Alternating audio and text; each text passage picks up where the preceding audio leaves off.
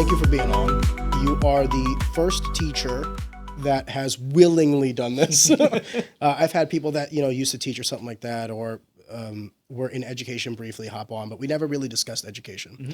So I wanted to say thank you very much, because I know that this is you were telling me off the record that you guys have like a morality clause. Yep. And it's a way to kind of keep the teachers, I don't want to say in line, but definitely kind of prevents you from doing a whole lot of things. It's not necessarily in line, more as first I'm Ryan Keith. I was like, let me introduce myself for those who don't know. I've taught mathematics since 2008. Been in a couple different schools. I coach wrestling as well. I've been doing that as well since 2008. So, but yeah, I mean, a lot of that as far as what's in our contracts. I always, the funny thing is, like, people always bring up like teacher tenure and all that stuff, and I don't know if that's right or whatever. And I always point out that until you're tenured, it's very simple. At the end of the year, they can just decide like, we don't want you back. Like they don't have to give a rhyme or a reason. They can just decide to not renew your contract. Isn't there like a teachers union? I was like, but here's the thing: if you're not tenured, you're not protected. Like, they can just decide if they just decide, like, you know what, you had that weird haircut for that week, and you know what, I don't think that was a good fit for our school, so they can decide like, we decided not to renew your contract. They don't have to give you a reason. They don't have to give you anything like that. Well, is it because we live in Missouri and Missouri's a work at will state? I was like, in pretty much, like, there are different, I mean, there are slightly variations from state to state, but for the most part, until you're tenured, every teacher has that. How long is tenure? 20 or 30 years? Well, tenured is after you've been teaching for, depending on, like, when I got my second job in education, they gave me a year towards tenure, so it was 4 years. Most schools are 5 years. So why was I thinking like 20, 30 years for like retirement? Well, that's what it is for retirement. Yeah. Isn't that tenure? No, tenure is basically I'm just guaranteed a job from year to year. That's all tenure is. I gotta be honest with you. I don't like that. Like, let me ask you a question. Mm-hmm. Why is it like 5 years, suddenly now it's very difficult to get rid of you, when at any time someone can like fall off the wagon and become a bad teacher? No. I didn't say it's like, the difference is that if you, like, you've been at your job for a year, and they decide like, you know what, you're not up to snuff. They have to show performance reviews. They have to show that you were not doing your job. Not in Missouri. Even if you're a W-2 employee, they can fire you for any reason. I was like, you could try to sue. Yeah. That's the thing about lawsuits. I can bring a suit against anybody. Like, I could sue you for whatever I want. The problem is then, in the eyes of a judge, I have to justify this. You have to justify. You have to. Where's your evidence? You have to be able to justify the termination. So like can people try to sue for wrongful termination? Of course. Yeah. But then the burden of proof is on them to do that. Yeah. But I'm talking about, like, for the state of Missouri, if an employer wants to get rid of me 10 years in, 1 year in, they can do it without a PIP, without any of this shit. Yeah. It doesn't really matter. So when you're tenured, you just have to go through the same process that you would at any other job to get rid of somebody. Whereas I was like, again, until you've reached that level of tenure, they can just fire you. They can just choose to not have you return, is how it's worded. You're not actually fired. Am I being obtuse by saying that, like, that should always be like there should always be the threat of possible termination if at any moment someone is like falling below a threshold, and that should be able to keep people honest? So would you say that your boss probably interacts with you? I mean, again, depending, like, generally speaking, not necessarily you specifically, but your boss probably interacts with you once a week, maybe every other week, every day, something like that. Every day. Yeah. Okay. My principals, whatever, they maybe observe me once a month. Got you. They may be in the duties of my job. Like I said, not the, like, I was passing by and I saw you were supervising the halls or doing like the crux of my job, the actual education. They maybe come into my room once a month. Maybe. To do what, like an observation? To observe. Yeah. And now, is that because there's just so many more teachers than there is a principal? A principal does have a number of responsibilities and things like that. So yeah, whether it's the quantity of teachers that they have to observe, or whether it's them dealing with discipline, like the various aspects of what's happening here, they have many things that they have to do. So yeah, I mean, just getting into the classroom, it's tough.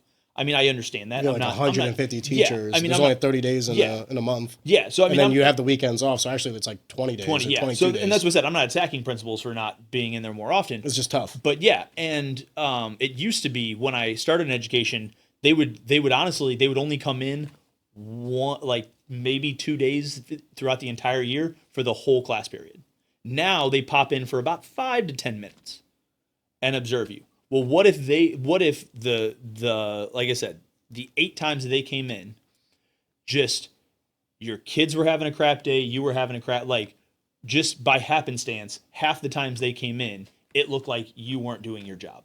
I was like, that's why it's a little bit tough. Now, there's supposed to also be conversations that take place. Hey, what happened there? What was going on? But surely, like, if termination were to be a valid option, it would not solely be represented on what the principal has observed in these observations. I mean, there could be like a lot of data correlating to that. If like every kid is failing the class, if kids are overwhelmingly complaining about perhaps the curriculum or the teacher or whatever, like there's many variables like that can go into that. Not necessarily just what a teacher. I mean, I could also flip it the other way. Let's say the observations are going great and the kids are awesome and all this other stuff, yet, 60% failure rate or whatever. Yeah. It's like, well, what are you doing? Are you actually teaching these kids? Is it the problem with the kids? Is it the problem with like, there's a lot of other metrics that I would use if I was ever to like try to quantify terminating a teacher. Oh, yeah. Just wanted to take a second to pause the action and just tell you guys, thank you so much for consuming our content.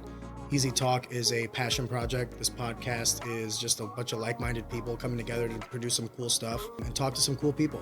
One of the things I would very much appreciate is if you could possibly like the video or subscribe to the channel, just because it helps us in the algorithm and ultimately to grow, to get more exposure to everybody, including ourselves, and ultimately just make a better product.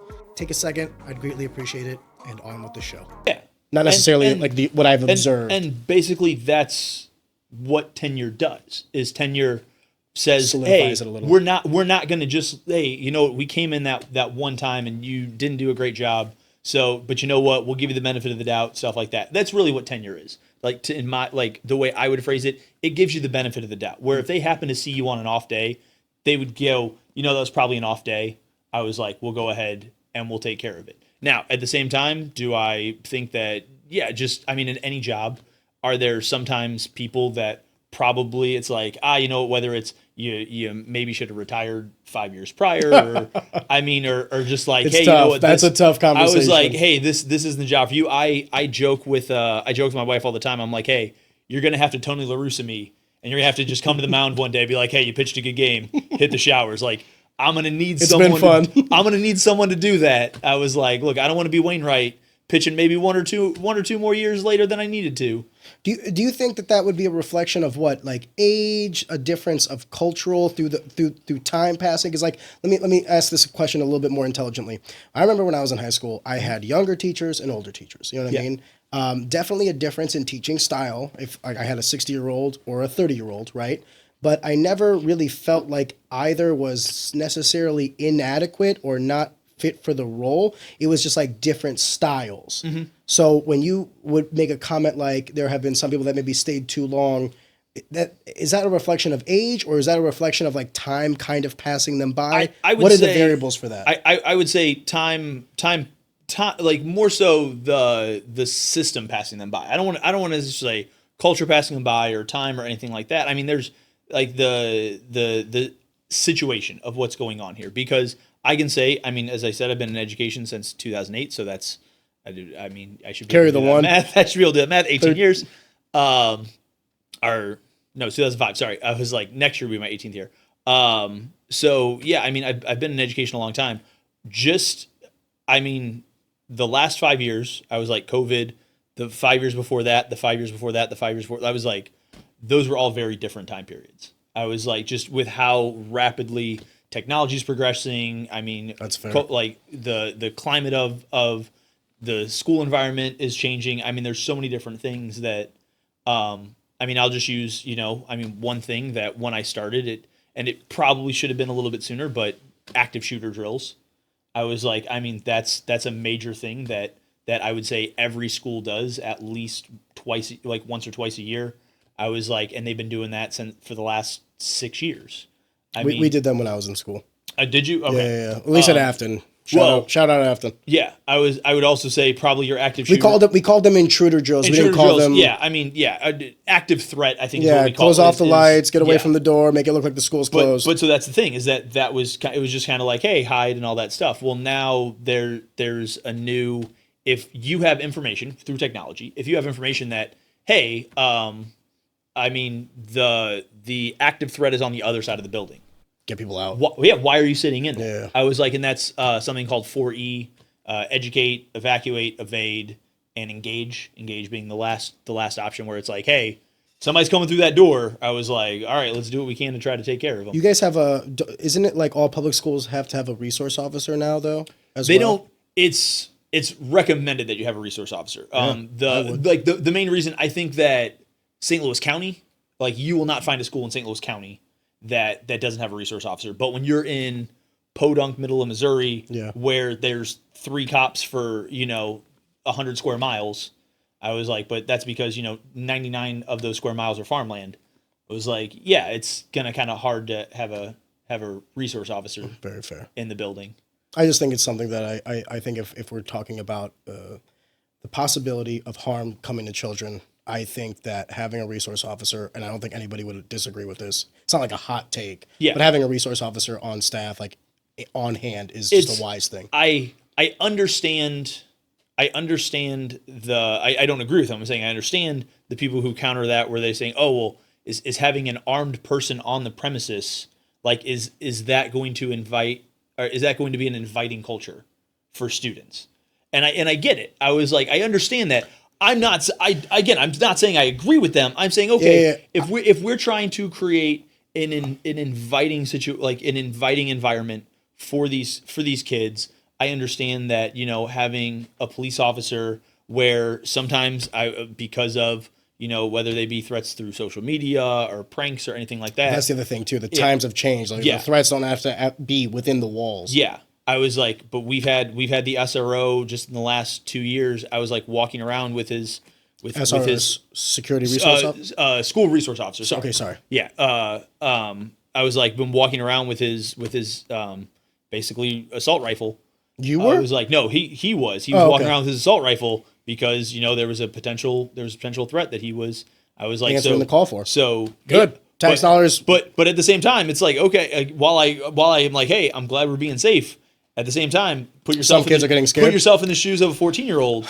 That again, it's a fine line. No. It's a good thing that you bring up, because it's like not all kids are like, every kid has like a different home life and upbringing. So like where you might have some kids that see that and feel protected, you might have some kids that kind of feel a little like, shook by that. Like maybe they're not introduced to firearms. They don't know anything about firearms, and they see this and they're like, oh my gosh, what's going on? So like, I'm not saying that doesn't have merit.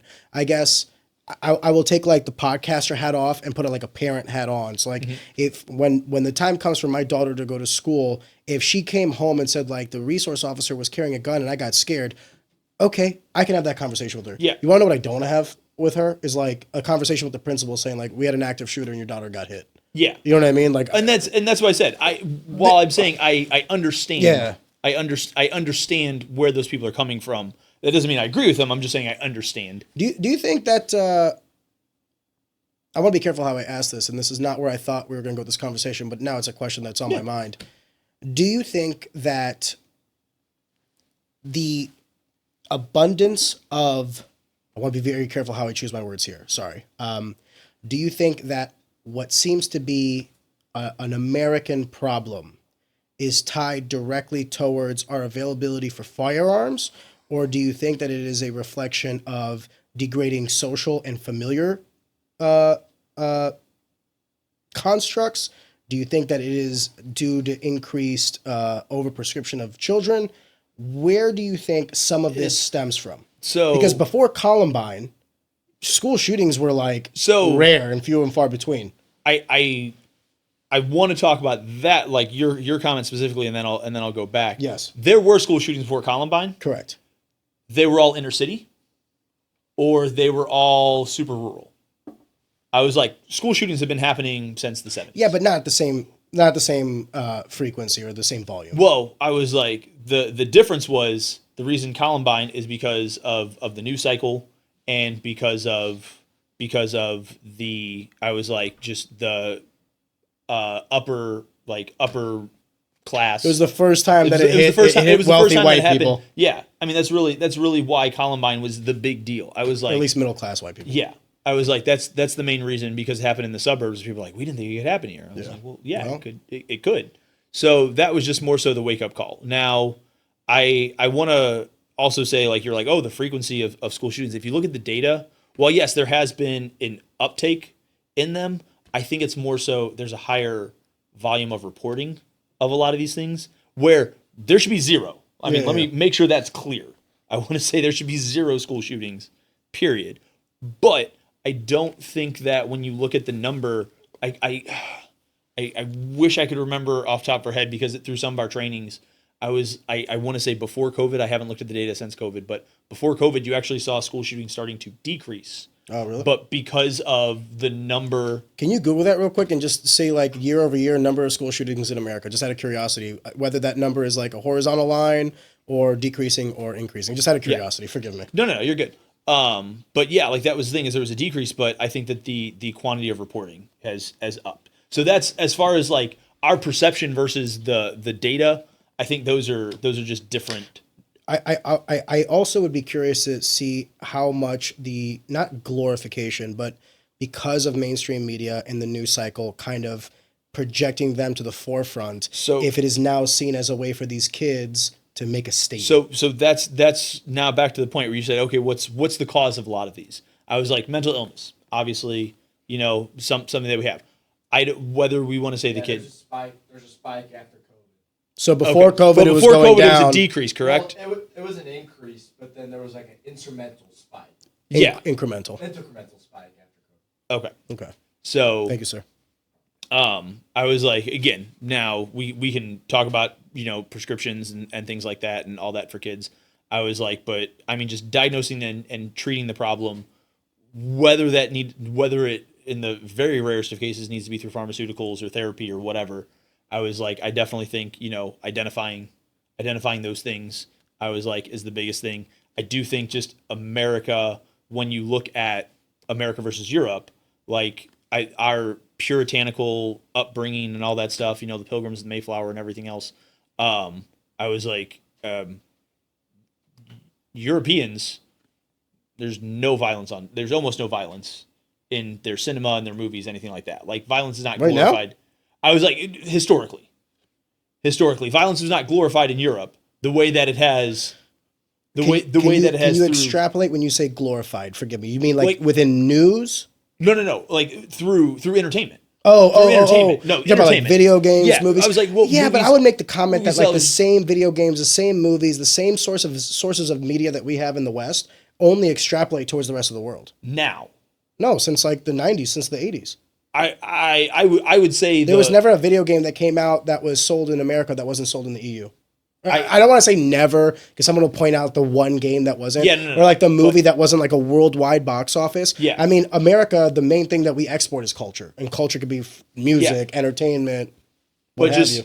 I would when If we're consuming it, they're consuming it. When I say glorified, if I say yippee ki yay, America. I was like, you don't have. I was like, I don't know if our producer has a phrase that comes to mind. Die Hard, yippee ki yay, motherfucker. No, that was before me. You haven't seen Die Hard? No, I heard my it's Chris's goodness. movie. That is definitely. I was like, It's on my list. yeah, add that to your list. But that was the main, like I said, where you have one man running around a building trying to take out terrorists. Where America, that's so American. Yeah, I mean, which sounds like the most American of themes of movies and all that stuff. So it's one of those things where I'm not saying, if you look at the amount of people who have, I mean, and these movies are played constantly through cable, like they're everywhere. I don't think until recently, until like the surge in technology, I'm not saying they weren't available. I was like in Europe and places like that, but I don't think that they were as prevalent as they are here. I don't think it has anything to do with that, if I'm going to be honest with you. So- I think so- it does have to do with the prevalence of firearms being available and the inability for people to actually educate themselves on proper firearm maintenance, ownership, all That's- these other things. no, and because if that's- you see how a lot of these kids get to that point, what's the common denominator? They know where the guns are at. That's the third prong of this. Yeah. Where I But was I like, think that's like, if we're to do a pie chart, Yeah. that's like 95% of it. but here's the Everything thing. else is peanuts. I was like, I'll agree with you, and I have Because if it wasn't guns, I'll tell Yeah. you what, if I want to be careful how I say this. If it wasn't guns, if all the other variables are the same, so like you still have the overprescription or the mental illness, you still have the media, you still have all these others, then they would choose like knives, or they would choose something else. The common catalyst is that the gun is the available weapon that can cause the most amount of harm in the least amount of time. And if they didn't have access to the gun, by the way, I'm not saying that like the law should change, because I do believe in the Second Amendment. However, what I am saying is, if people were responsible gun owners and maintained their firearms accordingly, I bet you would have less of these. So here's my hot take, and we probably agree No, go ahead. on the premise here. By all means, but I'm ready for the first argument. Here's always my hot take, so your comments can go crazy and all that stuff here. Because I myself, I was, like I said, only because I have small children do I not have guns in my house. But when my daughter becomes older, I was like, there will be a firearm in my house. Why not just have a safe? I was like, so accidents happen, things like that. I was like, I don't. All of a sudden, when I feel like whenever there's a safe, it's hard to explain to a 3-year-old what's in the safe. They can't get into it. Well, they can't get into it, but all of a sudden there's this air of mystery. Yeah. Like what's in there? Yeah, don't fucking go near that. I was like, yeah, but I was like, I'd rather have a conversation. I've had a conversation with my oldest daughter, who's 13 now, where I told her, I was like, hey, no, I was like, I'll take you to the gun range. Like, guns are not something to be afraid of. They're something to be respected. They require education. But yeah, so because you're going to live in a world with them. Here's what I said. Here's what I said to my buddy. My buddy, like I said, I have no problem with the Second Amendment, 100%. Like I said, you want to own guns, you want to own 1,000 guns, I don't care. Show me you're a responsible owner. Can we agree that in the wrong hands, a car and a gun have the same destructive capabilities? I think the gun is more destructive. Okay. I was like, we're required to have a license to prove that you can drive a car. Correct. Here's the thing. I'm not trying to infringe Yeah. on your rights. Again, make it free. I mean, whatever, but why not a license that shows you know how to operate a firearm, you know how to care for your firearm, you like show people. Then that's all you need to do. You go in, you have to get it renewed. You have to get it renewed just like your license. Like just that shows like, hey, like right here. Because that is the common argument, and surely you understand the rebuttal, is that there is no amendment that says you have the right to a vehicle. Yeah. And you have the right to drive and all these other things. The way there is a right to bear arms. I would. And then second, forgive me, the second thing I would say about that is the reason why no one wants there to be this like license or whatever is because then you will have a registry. And part of the reason why people do not, I want to be very careful how I say this. Ever since COVID, the trajectory of government official trust has fallen off a cliff. Yeah. And if you were to poll people right now, like, would you want the government to have a register of everyone that had a firearm and how many firearms they had and whether or not they were licensed and all these things, I think you'd be surprised at how many people would be like, not for that. No. But that's what I said. I never said, look, because if anything, this will simplify the process. I walk into a gun store, I show my license, I buy it. Yeah. That's it. You don't track what I bought, anything like that. How would you not track it? You don't track it any more than you would track your sales as a business owner. So I work in data.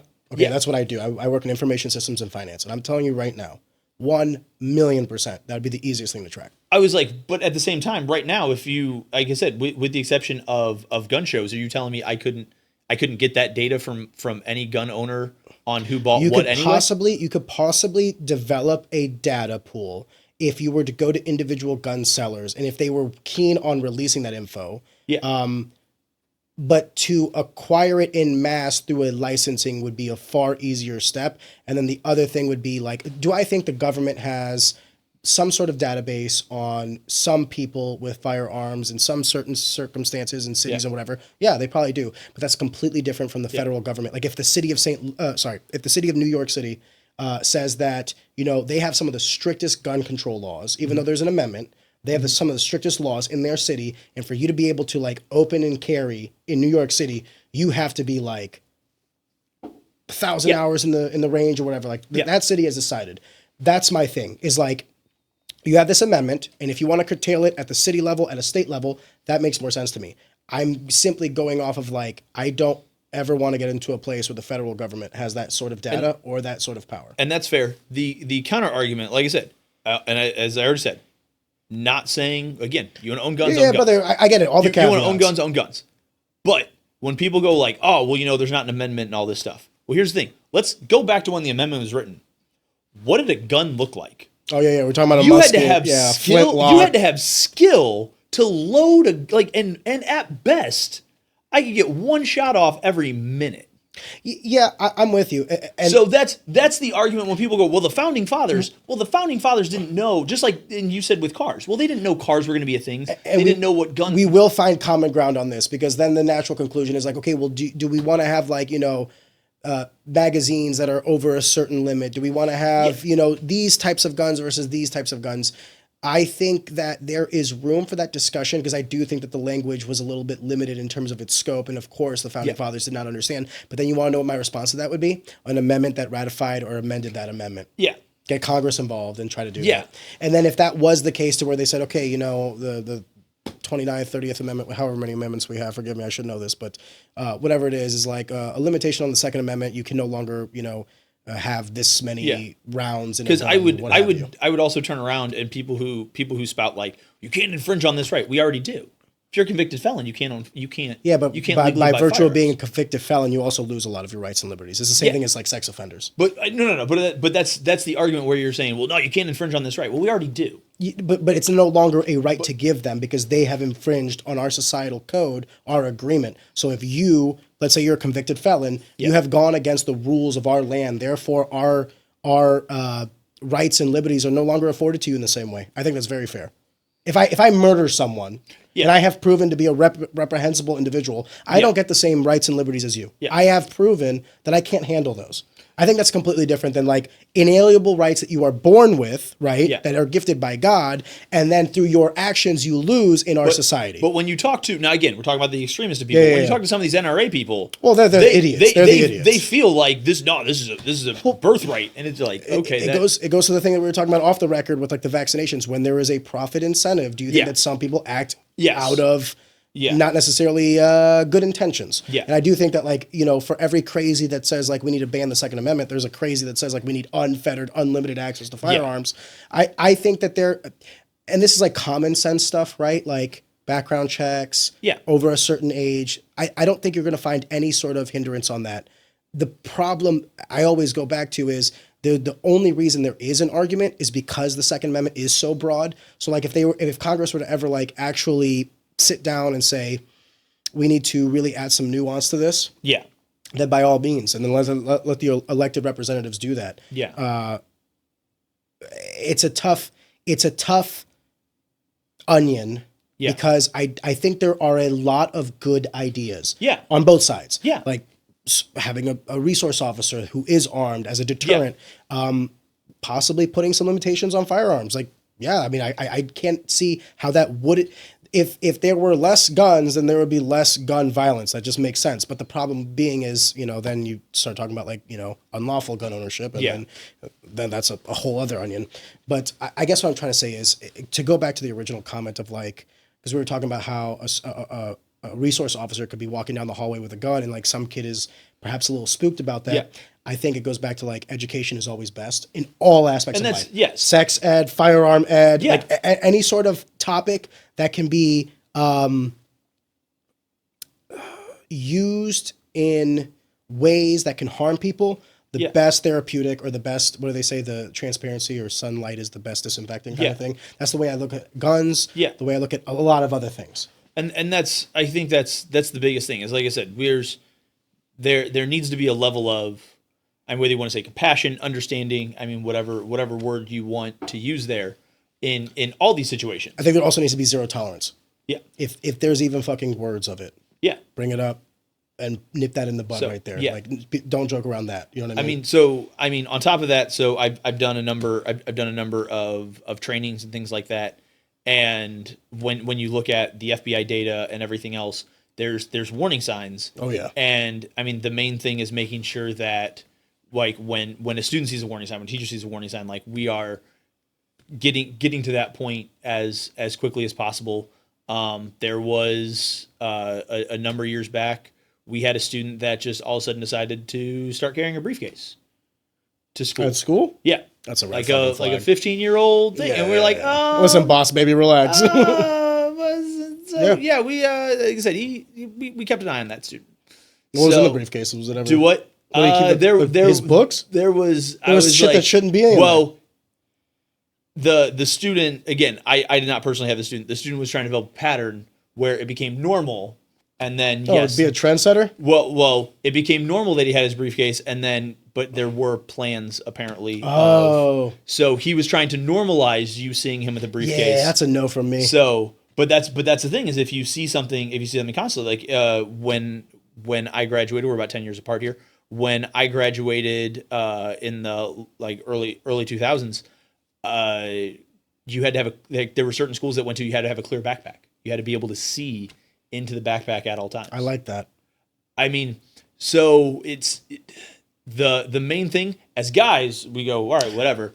Very fair. That's Very that's fair. where you start running Did not into, think about yeah. that. That's a great rebuttal. So that's a lot of times whenever I look at certain things, I go, wait, what? Why is this a problem? And then I have to try to remember that there's I a try completely to different sex. Put well, just in general, people who I'm not. Yeah. I was like, I mean, at the same time, let's again not even necessarily talk about opposite gender. You know, you got a kid that going through a horrible custody battle with mom and dad. I was like, always has 2 pairs of clothes packed in his backpack because he's constantly going back and forth between mom and dad. He's got a clear backpack. All of a sudden, kids are asking, why you got clothes in your backpack? What's going on? Huh? So now that kid has to air all of his business out to try and to all justify that, why. to try to justify to why make it it has look all like that. he's not weird. So yeah. So now, like I said, because the kid's going through something incredibly personal, Yeah. it's now becoming a forefront. So it's one of those things where, while I agree, again, this is a well-intentioned thing, it kind of went away, I would say, within 2 years. Because I think a lot of those situations where It's also very hypocritical of me. I'm telling you that you can have a firearm, but then I also am telling you kind of like papers, please, as you walk through the door. Yeah. I got to be able to see what's on your person at all Yeah. times. It's just tough. If it was easy to solve, it would have been solved by now. But it's one of those things where I also think that it's a direct correlation to societal problems. But I mean, to go back to the original point, what do I think? What do I think is the escalation and all this stuff? It's the news media, it's social media. I agree with that. It's these guys are. I don't know if you ever saw the movie Frighteners with Michael J. Fox, but there was a serial killer that he was just trying to become the greatest serial killer. He was trying to have like the best numbers. Well, he dies, and then his ghost comes back and he starts killing people and all this stuff. It was a silly premise and all that stuff, but that was it. He was just trying to be the most. He was trying to be the most famous serial killer by volume. Don't you think, though, that there was a moment in time that happened, and now they actually don't do that anymore because of that criticism, where there was a moment in time, I want to say like 2008 to 2015, every time there was a school shooter, I mean, dude, you had the manifesto, their face was on like CNN, Fox News, MSNBC. That was like the story for 72 hours. Yeah. And now I feel like that has, except for where there is egregious malpractice, like Uvalde, but with Uvalde, they didn't focus on the shooter. They focused on the police response and how massively incompetent it was. And I think that I'll agree with you that I think that the media has started to wind it down, not sensationalize as much as what honestly the media probably should do. Not to get into that topic, but I was like, they're just reporting the facts. Yeah. They are not trying to. This is what happened. Yeah. This is when it happened. This is where it happened. This is when and where and all that stuff. And that's, like I said, what I honestly feel 90% of media should be. Yeah. The problem with that is it's not sexy. It doesn't get clicks. Well, I was like, the profit incentive, brother. It doesn't sell ads. It bastardizes a lot of things. Yeah.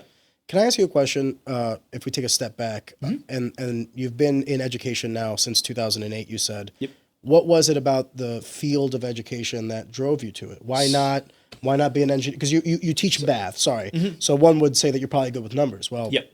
If you're good with numbers, you can go into business, finance, engineering. Yeah. Why education? I was like, well, one, I didn't realize until I was doing some teacher training, like what exactly an engineer did. And then I went and like we kind of visited some engineering firms and stuff like that. And I go, damn it, I could have done this. Yeah. Yeah, but because I was like, oh, just professional problem solvers. That's all engineers are. Damn it. Okay. But no, I remember. I can remember specifically. So in high school, I did lots of things. I was Vague. involved. No. I was involved in. A lot of things were done in high school. I was involved in a lot of extracurricular stuff like that, and I remember this particular. It was my junior year. We were doing a production of a play, and I don't know, like, you know how when you're 16, 17, like you have one thought and you think it's like the greatest thought that anyone's ever, like, no one's ever thought The this. aha moment. No one's ever thought this in their life ever. And so yeah, I was pretentious like that, and I remember I turned to my friends and I go, "Hey, what would you rather have? Money, power, or influence?" And my other friends, also being pretentious teenagers, were like, "Oh, that's a grown man. That's a great, and all this." And looking back, I'm like, man, good thing bullying was less of a thing when I was in high school, because I was like, if somebody would have punched me in the face, I'd been like, yeah, I probably deserve that one. But anyway, so I had that thought, and like we discussed it and all that stuff, and a few people were like, oh, money and all that, and I remember. What was your choice at the time? I was like, I asked my dad that question. He goes, oh, you money, because if you have money, that gives you power, and who the hell cares about influence? And I was the exact opposite of that. I stopped and I thought about it, and I said influence. I would like to influence people. I was like, I don't want to tell you what to do. I want to show you a path. I want to show you, hey, here's how you can get from A to B.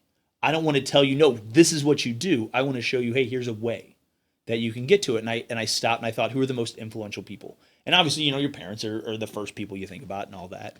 But then I was like, all right, so after, like, obviously, I think most people want to be parents at some point. Like, okay, I want to be a parent.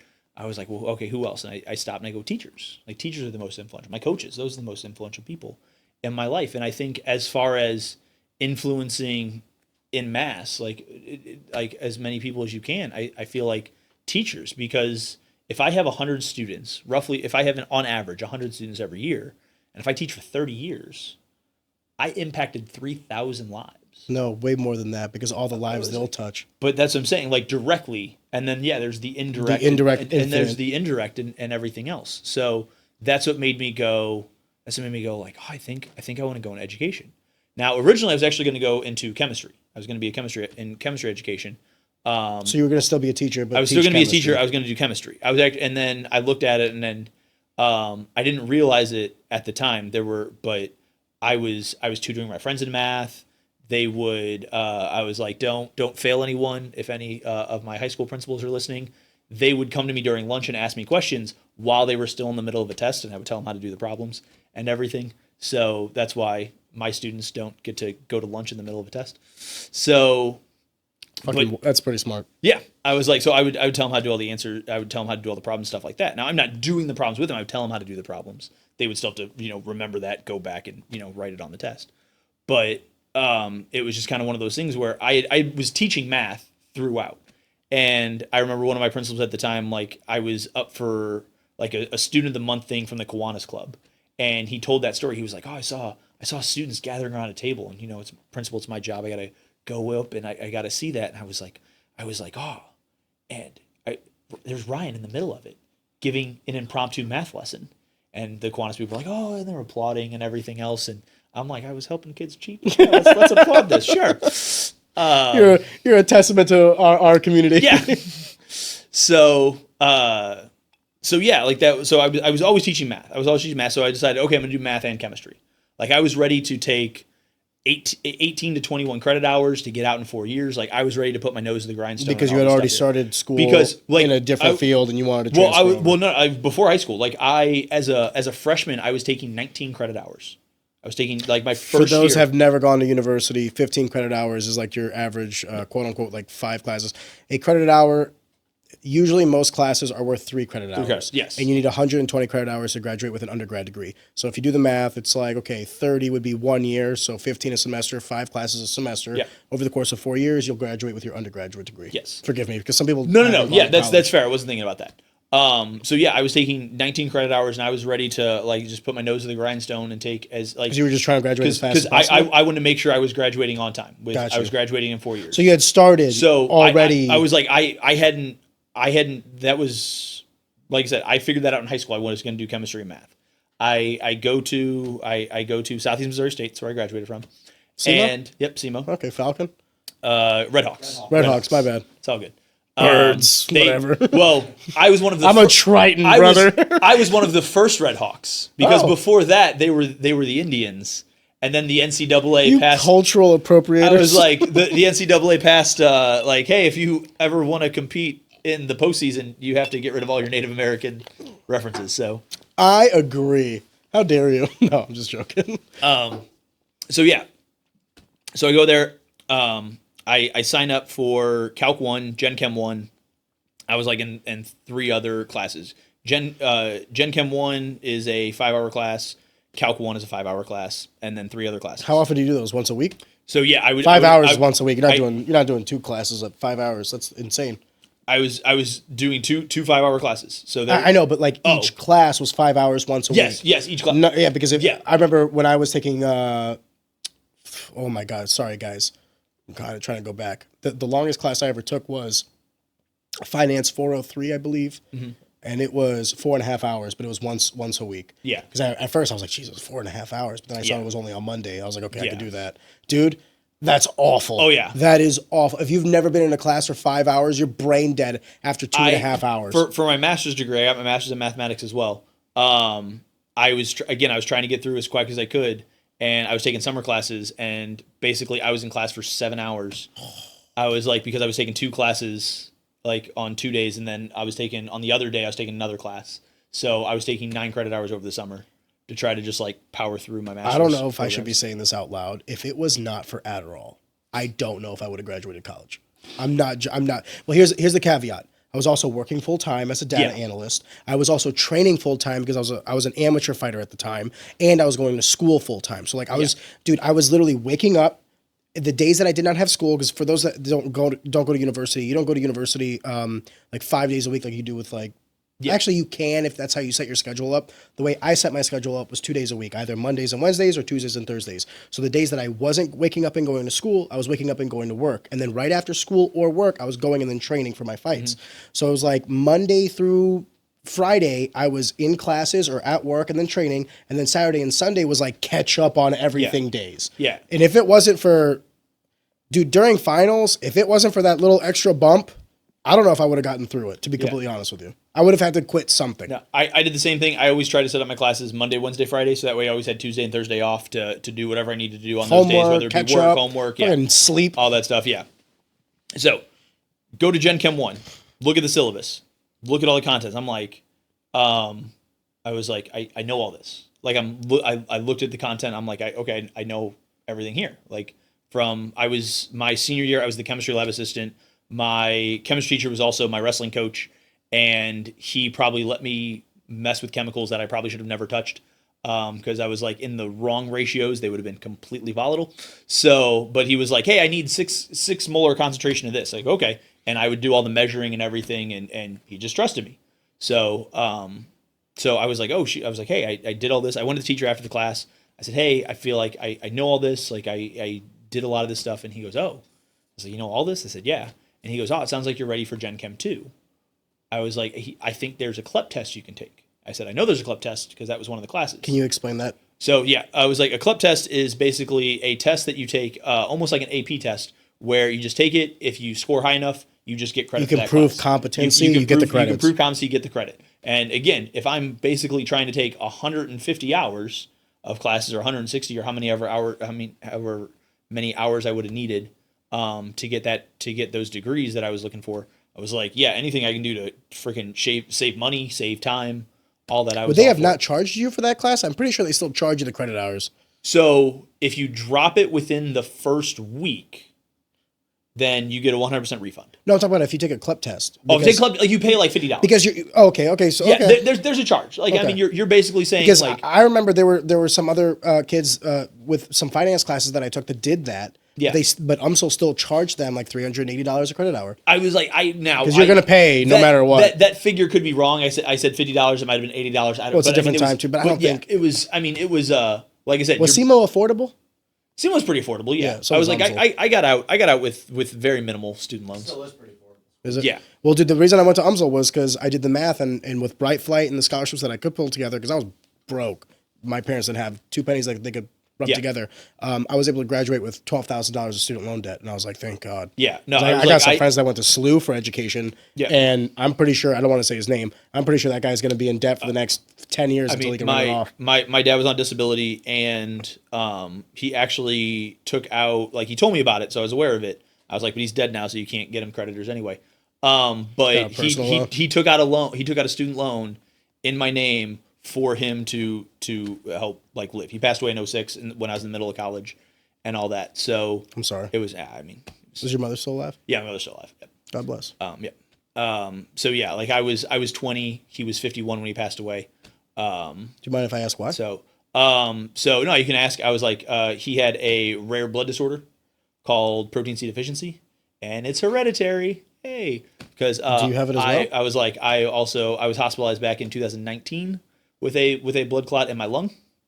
I thought it was a workout injury. I thought I was doing like side crunches with like a 35-pound dumbbell, and I just thought like, oh crap, I popped a rib out of place.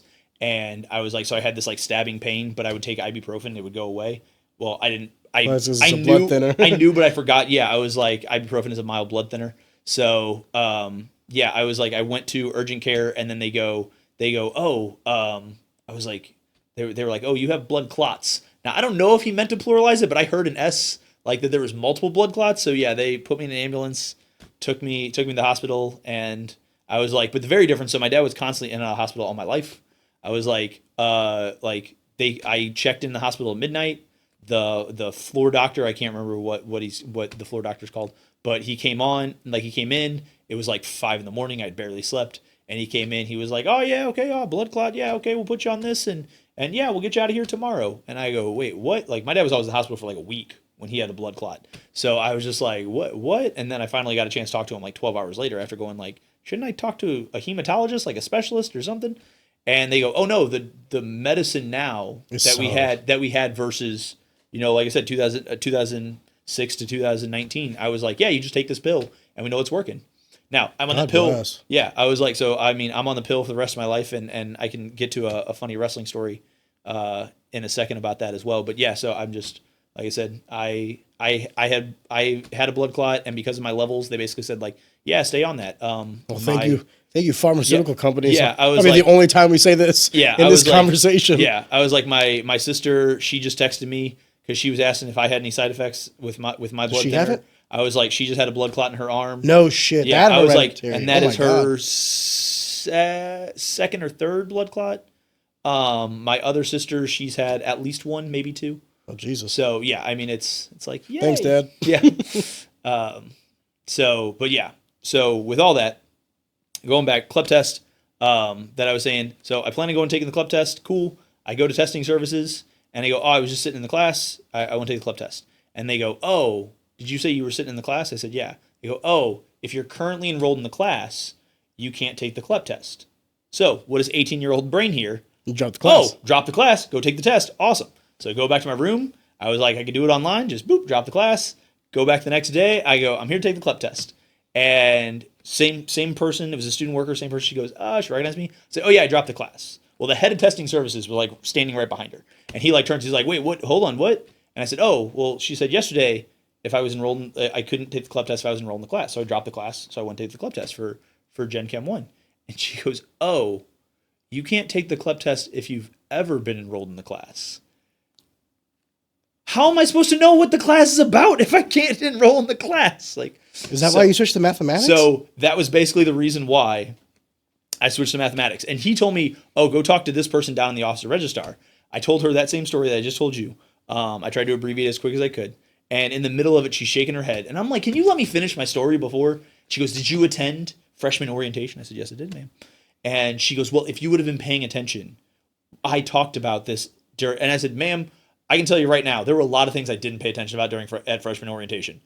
how to skip classes was the one thing I did pay attention to. You never said that I could not take a CLEP test if I was ever enrolled in the class. And she was like, well, write me a letter. And I go, what? Okay, whatever. And I just stormed out of there. I was done. I'm telling that same story the next day in my freshman orientation class or whatever.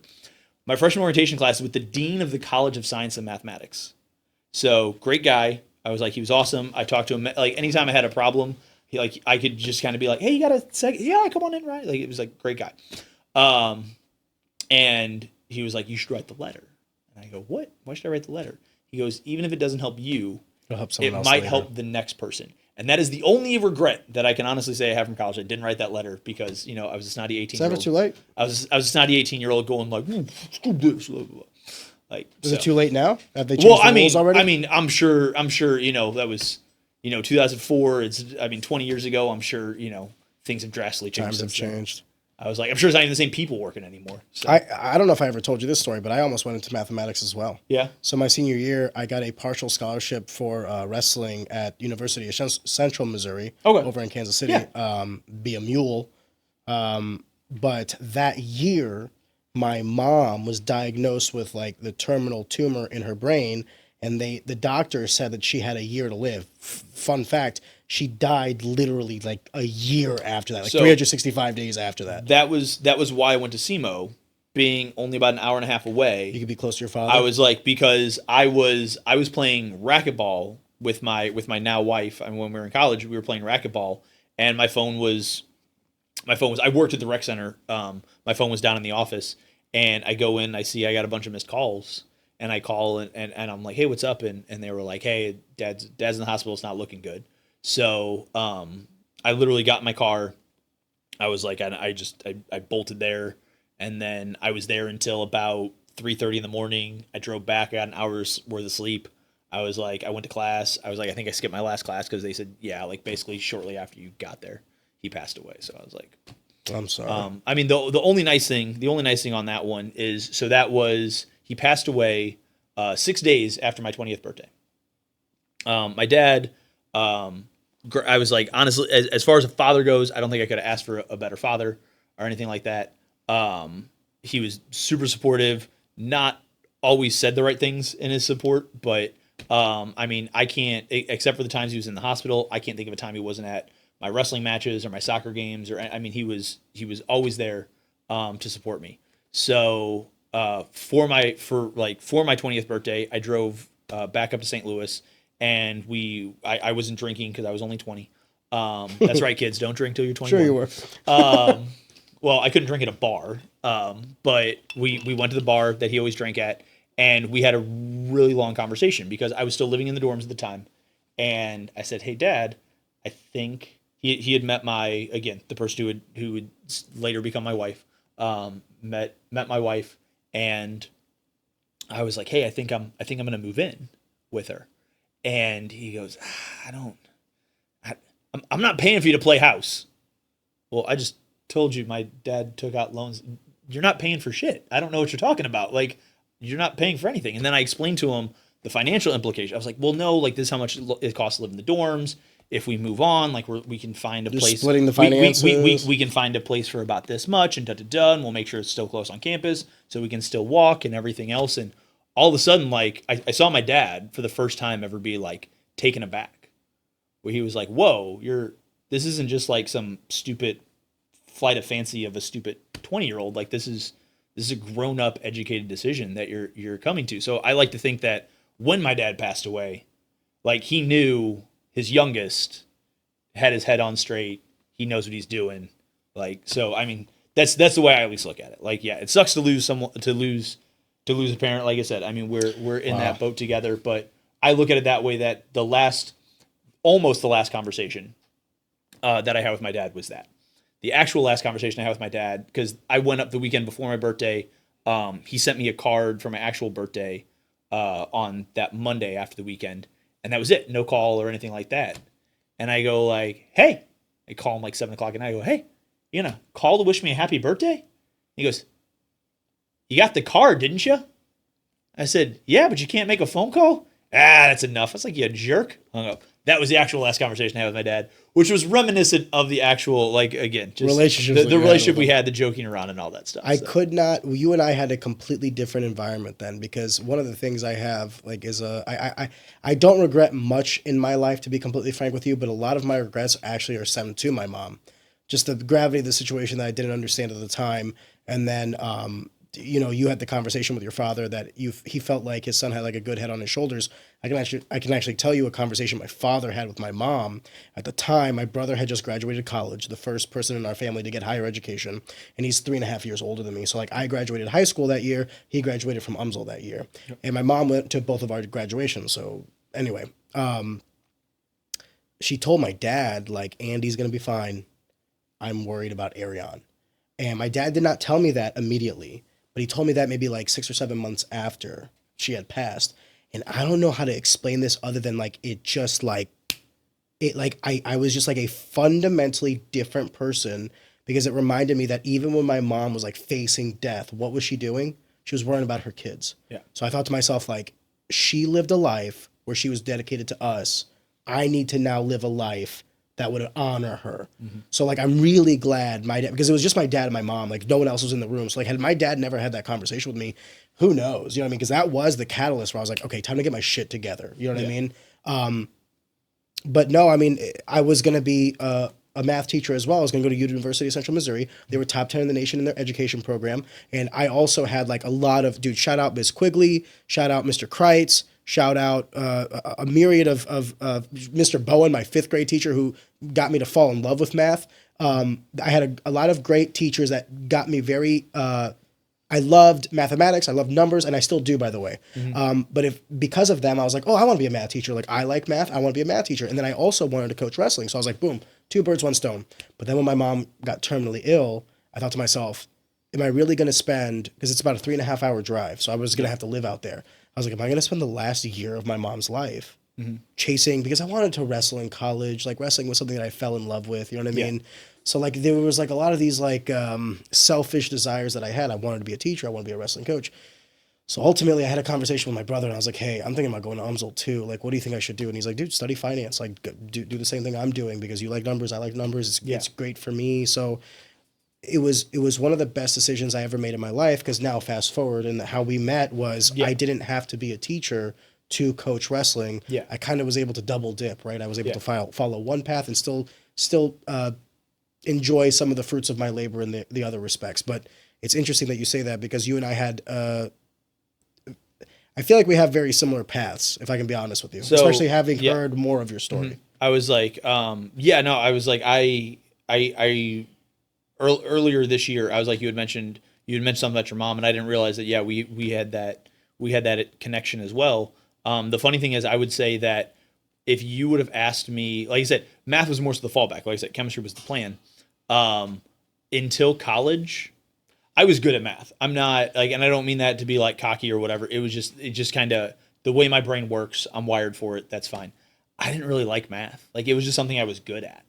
I mean, that's really all it was for me. It just came naturally. Came naturally to me. It wasn't until college, when I was taking the higher up stuff, that I'm like, oh, I get why we need all those things. And that's what I try to instill in my students, is I go, look, guys, like, try to get to calculus. Like, that's when the fun stuff starts to happen. Like, that's hilarious, because like 80% of people are going to read this or listen to this and go, what the fuck is he talking about? Yeah. Calculus is where, like, I feel like calculus was when people just fell off a cliff from math. Yeah, but once you start to get that, you start to understand why we did some of the things. Like, when you start going back. Now, I'm not going to say, like, look, if you were struggling through math and you had, it's not for everybody. D's and C's, I'm not telling you, like, no, go take calculus. I'm not an artist. Some people aren't mathematicians. Yeah.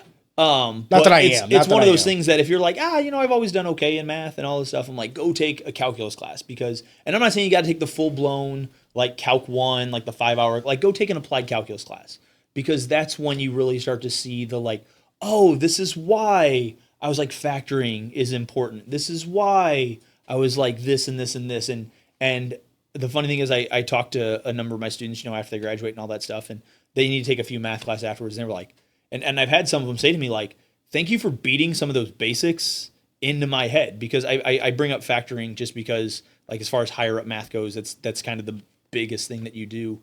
like just intrinsically. You don't even like think about it when you're like, oh yeah, and then I got to do this, and then like I do all this other advanced stuff. But like there's this basic step of factoring in there, and that's what I try to tell the students is I go look, it's just you're learning a basic skill for if you go beyond this. Now at the same time, you know, if you never go beyond an applied calculus class, like awesome, but you at least hopefully learn something like, oh, this is why we care about this algebraic expression. Oh, this is why, you know, we want to do this. Oh, this is why we care about, like the biggest thing I tell students, and back when I taught Algebra 1, I was guilty of it, and I think a lot of times math teachers are, where we use a math term and we just use it constantly because that's the word you need to know for math.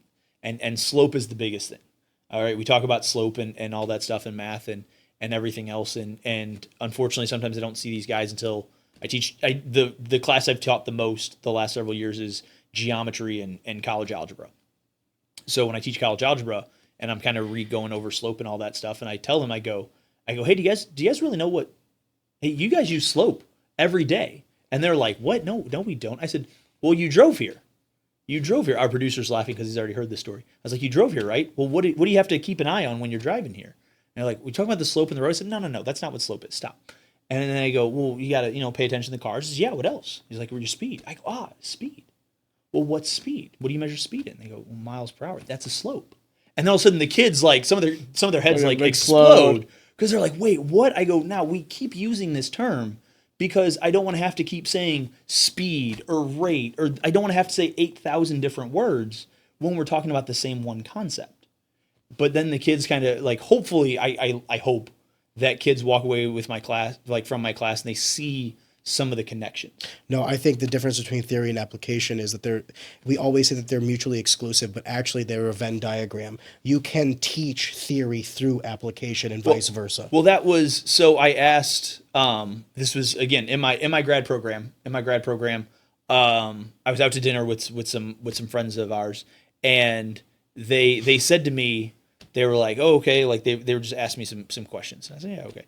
And they go, well, hey, like, and I think the waiter might have even chimed in on this conversation and goes, well, when in the real world do you ever multiply a negative times a negative? And I had to stop, and I couldn't, like, I pride myself on having an application for everything.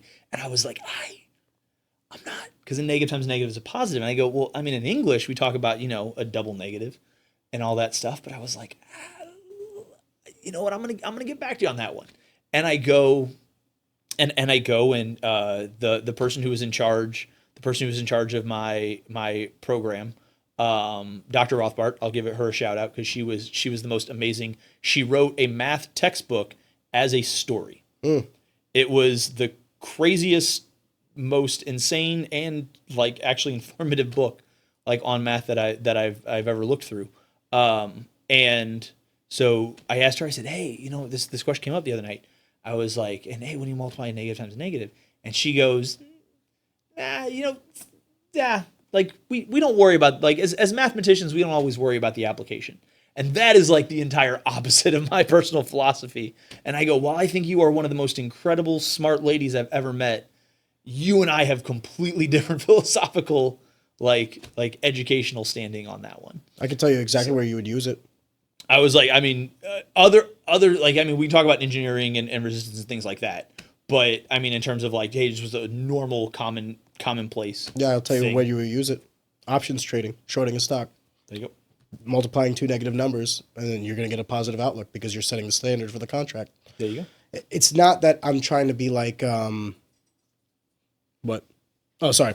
It's not that I'm trying to necessarily like apply mathematics in all these cases.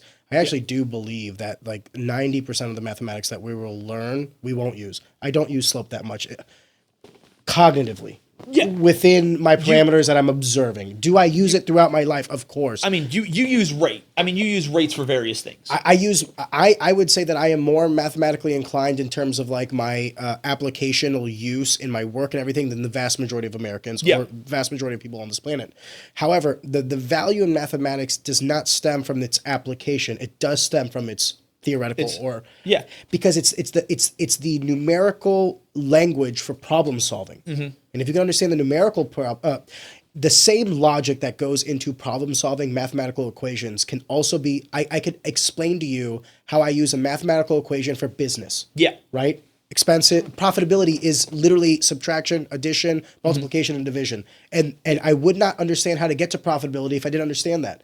So it's the mathematical logic that I'm applying to life. So I mean, there's definitely, like I said, but there's a buy-in as an educator. While if we're just talking math, I can be like, no, everyone should learn math. Like, of course, I'm just going to say that. But as an educator, I also look at myself as a salesman.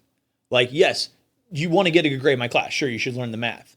But hey, if I sell you on wanting to learn the math, if I convince you this is good for you, that's where I'm not trying to say like I'm the greatest teacher or anything like that, but that's where I feel that a lot of times teachers don't always sell their subject. They just go like, no, we need to learn this. And I go, I was that annoying kid again, as I said. I was not, like I said, I was good at math. I didn't necessarily like math, but I was that annoying kid. I remember in 7th grade, I was like the teacher, Miss Hogan. I was like, is her name? And just every day in class, she would teach us something. And I would raise my hand and go, when are we ever going to need this? When are we ever going to need this? And she, Oh, you were that asshole. Yeah, I was. And I agree wholeheartedly. And she never had a reason for me. Well, the next year when I in 8th grade, she goes, hey, I got a poster in my room of like all the times that like you use this topic in this field and all that stuff. And I said, oh, cool. Like I had an impact on her being a jerk, but I had an impact on her to make her go like, hey, I should probably try to look into that and have that question. So that's why whenever, like there were a lot of thoughts that crossed my mind when I went to education, and that was one of them. Like, hey, like I make sure that everything that I teach, I have an application for. Can I tell you something that's a critique? And I'm not trying to make it sound like an insult to Afton, and forgive me in advance, guys. Do you feel like at all you have a responsibility to help kids to love learning? Not necessarily mathematics, but to love learning, because it was not a skill set I acquired in high school. It was not until honestly, it started in university, but my love for like genuinely sitting down, reading, articulating, taking in information didn't start until even it started in college, but it didn't blossom until after university, but it started in college. It was not a skill set that I was forming in high school. So, in high school and middle school, even though I had great teachers, all I cared about was passing classes. And I wasn't learning shit. I was like, okay, what's on the test? Give me the mock test or whatever.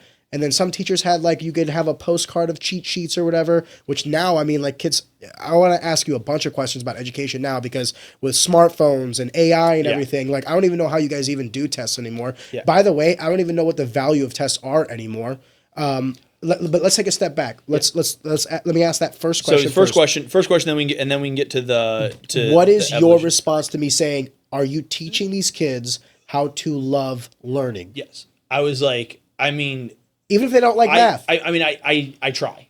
I mean, that's the short answer. My personal philosophy, and I've had this again, and it's one of those things that I sit back and again, I can go back where I say I didn't like math. I actually did, and I have other stories that will confirm that, but no one ever sat down and told me like, hey, I think you actually really like math. Just I was thinking about other things than just numbers. Well, it's natural to like what you're good at. Yeah. If you have an affinity for mathematics, you'll like it. So my philosophy ever since 9, 10, like, I mean, this, I remember thinking this, and my personal philosophy is the day you stop learning is the day you start dying. And what I look at that as, if the brain, like any other muscle, I was like, you don't use those muscles, they're going to atrophy. They're going to start deteriorating. They're not going to be at their optimum. Well, your brain grows by learning. So if you, like I said, now, when we say learning, that doesn't mean that, oh, you have to go read Plato's philosophies. No, it might literally mean like, hey, I'm going to read this article and I'm going to learn what's going on in my community. I'm going to learn what's going on. Let me give you a caveat though. Like, let me change the framework of my question. Have you tried to teach people to love learning things of true substance? Because if we were to get on that, my wife, God bless her soul, she's an engineer, but like if you asked her some of the questions that are actually pertinent onto her life, she would not be able to answer them. But if you asked her what Kylie Jenner is doing, there's information that's getting in there. They're learning just useless shit. That's it's funny. You literally almost hit the nail on the head, because almost every year at some point when a kid tells me, I can't learn the quadratic formula. And I go, what are the name of Kanye West kids? And then they go, oh, this and this and this. How do you know that? How do you know? If you can learn that, and that's where, like I said, I try to hit that switch where it's like, no, you're choosing not to. It's a selective bias. Yeah, I was like, you're choosing not to. So that's where what I try to instill in the kids is that, yes, you want to try to learn something, like I said, of value, whether that's educational, whether that's, like I said, community, politics, but yes, learning the names of a celebrity's kids, unless you're on Jeopardy, I don't know how that's going to help you. You want to know one of the things that I do when we do wrestling practices, when we're doing cardio? I'll ask them questions. We're doing wall sits or whatever. And I'll ask them questions. And I'll say, if you get this question wrong, we're going to add a minute. And if you get this question right, we're going to take off a minute. So that's like application to theory, right? And I'll ask them usually it's like historical questions, like what is the 16th Amendment? What is you know what I mean? Who is the second president? Because most people think that it's Jefferson. It's actually John Adams. You know what I mean? Exactly. But like, it's interesting to show these kids that there is a value to intellect. And let me go a step further. When I was a child, when I was in high school, it was not cool to be smart. It wasn't. If you were smart, you were like the fringe. It was cool to be the jock and all these other things. And one of the things that I'm desperately trying to see if it can change is to change the culture of intellect.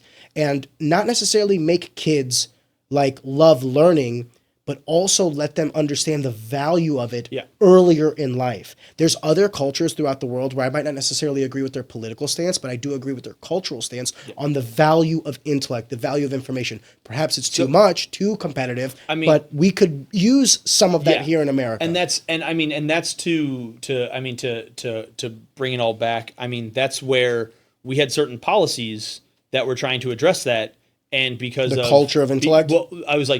I was like, in terms of like one thing that if you don't know enough, if you don't, sometimes people just hear the word and they have this like gut reaction because they heard something or whatever. But Common Core math, specifically, I didn't look enough at the other areas, but I can say Common Core math specifically was addressing that, where it was trying to teach kids about thinking and a process for taking in pertinent information more so than just blindly memorizing. Because again, being a little bit younger than me, I don't know if you had teachers who said this, but I know I at least had teachers at some point. Now, I know my multiplication facts and everything else, obviously, but, whenever you couldn't do 12 times 11 in your head, you didn't know that was 132. You're just like, hey, you need to know that because you won't always have a calculator in your pocket. Boy, were they wrong. Guess what? You do. So it's kind of one of those things where I try to make sure that with my students, we talk about the process, like understanding the process. Like the thing that back when I taught, we had a class called Algebra 1A, which was kind of like a slowed down Algebra 1 for some of those kids who needed it. And I tried to instill in those kids, and I'm creating a new math class where I'm going to try to do the same thing. But the kids would hit something in a calculator, and clearly not whatever they were typing out, like trying to type 6 times 8 in a calculator. Or I won't say that. I'll say 16 times 8 in a calculator. And they'll get like 222. And I go, well, hold on, stop. What's 6 times 8? They go, well, it's 48. Okay, so we should know this ends in an 8. And your calculator said 222. Does that end in, like just trying to get them to think about like, oh, this machine is stupid. I must have hit something wrong. It doesn't know what I mean when I do that. Because whenever students, like, they say an answer, they're like, oh, the answer's 7. I go, try again. They're like, oh, -7. You knew what I mean. No, I didn't. No, those are two completely different values. It doesn't matter. Because if you want a math joke for your audience who enjoys math jokes, do you know the difference between 2 and -2? 4. Good job. Wow. Ha-ha! They say, even a broken clock is right twice a day. By the way, cheers. Thank you for being on. Yep. I really enjoy these kinds of conversations because they're on things that I'm passionate about, but I don't necessarily. It's not that I don't know a lot about them. I read up on things, but it's different to hear someone's first account experience. And one of the things that I got from wrestling is I'm now around a lot of teachers and a lot of administrators and stuff like that. and you get a lot of those, off the record conversations where you kind of get a little peek behind the curtain. Yeah. One of the things I want to ask you is, before we talk about technology and how it's changed education, I wanted to talk about testing in general and how we quote unquote give grades on competency. Surely you understand that there are some people who are, very bad at the discipline of like the mundane everyday curriculum. Yet they could be the ones that go out and are great test takers. Yeah. But maybe they were like me, where I never learned anything in high school. I just kept things for short term just to take a test, and then I would forget them. So for that, because I've had some students over the years where they push back, where I know they are trying their butt off. They are trying their butt off. And again, as a coach, I was like, this is always the analogy I make. I go, look, if let's say I By the way, forgive me. Do you mind pulling your mic just a little bit in? Yeah. Perfect. Thank you. Good. Continue. Sorry. No, you're good. I was like, so the main thing is, if let's say you play football, you made a tackle 100 times. I was like, in practice, and then game comes, same exact thing, done it 100 times, you missed the tackle. Yeah. Does the ref blow the whistle? Be like, nah, we know you made it 100 times in practice. Like, we'll count that tackle. Like, no, like the game's what matters. Like, yes, we want to practice and we want to make sure that that's you're rewarded for your practice by getting the playing time and the opportunities and all that stuff there. But at the same time, it's like, but the game is the thing that matters. So the test to me is what matters. Like I had a fellow teacher back in my days when I taught at Hillsborough that brought this scenario to me. And it was a bunch of teachers, but brought the scenario and said, okay, you have two students. They both get 80% on every test, or 85% or whatever on every test. Student A turns in all their homework. Good practice, all that stuff. Student B never turns in any homework. Okay. So student A gets an A, student B gets a C because it doesn't turn in the homework. Who demonstrated more knowledge to you? Student A. I was like, now, let me tell you about student B. When they go home, they have 5 younger siblings that they have to watch. When the lights go down, their house is dark. When the sun goes down. I was like, they may have electricity that week, they may not have electricity that week. There are so many other factors going on in that kid's life that's why they don't do homework.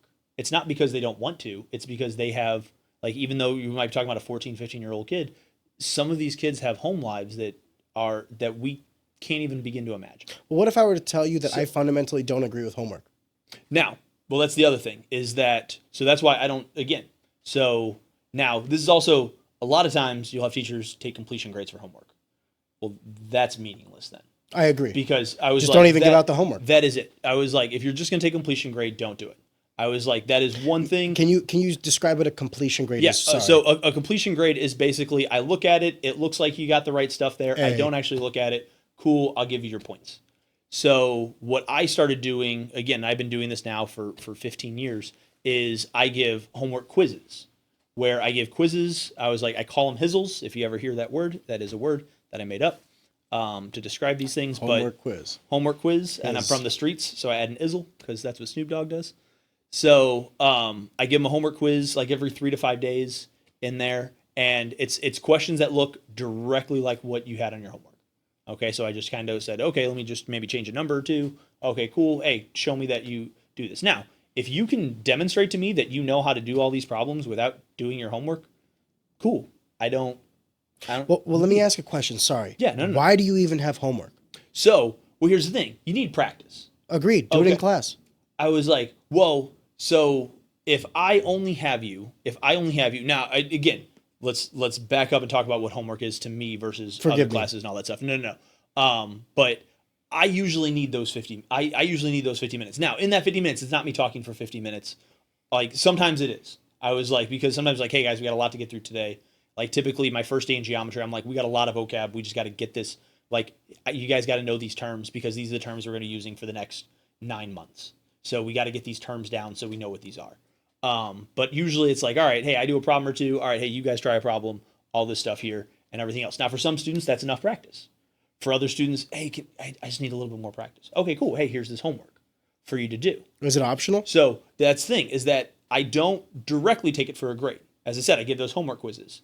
If you score proficient on them, if you score, now again, mistakes happen. Again, you're still learning it. Like you might, I added something wrong here or whatever. So if you score above a 70% on it, boom, you get your points. 20 out of 20, you got your points. If you don't, now you have a chance for remediation. Well, let me forgive me for interrupting you, because what I'm trying to get at is you're going into the very nuance of your own classes, and let me expand on. I want to keep this high level. No, okay? I'm about to extrapolate. The reason I'm bringing up this question is I think that there's a fundamental, like, why I'm asking what I'm asking. Yeah. I think that the job is impossible because you guys have too short of a year and you cover too much shit, and a lot of that shit is bloat. Now, I can't say necessarily for mathematics, perhaps for other classes. Like, forgive me for saying this to other teachers in other respects, okay? Is English, the amount that goes into a year of English, is it as in-depth and complicated and you touch on as many topics as mathematics or history or what have you? Why is it that each class is 45 minutes when we have established that there are certain things, specifically STEM, and I'm sorry, but I will say this, that are more important than the arts? So, like, why do you have 45 minutes? Why don't you have an hour and a half? And that they don't have homework, you have just more time with these kids.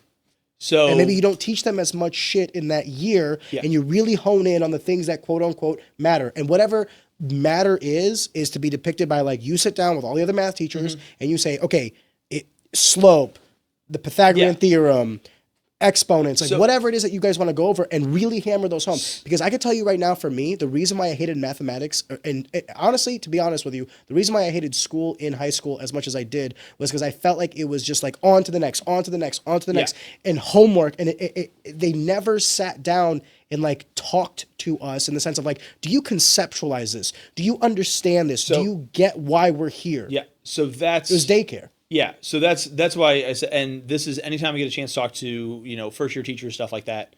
Something that I tell them is after every assessment I give them, because that, like, I then walk around to every single student and I give them. I mean, unfortunately, as you said, class is only 45, 50 minutes, whatever. I was like, so sometimes I can only give you 30 seconds or a minute, but this, you have my as much of my undivided attention as I can give you. Because, I still have to, make sure nobody's setting fires and stuff like that. But you have as close to my undivided attention as I can give you. What questions do you have? Let's have a conversation. Let's figure out. Well, hey, are they intelligent enough in that moment to understand what questions to even ask? Do they know what they don't know? At the beginning of the year, no.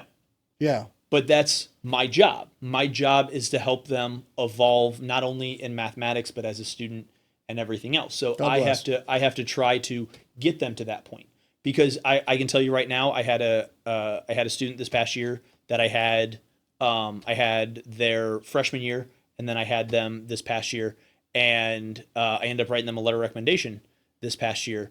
If you would have asked me, hey, would you write a letter of recommendation the freshman year? I would have said, no way. There's no way. But through that student taking my class freshman year, I think I started to see that growth.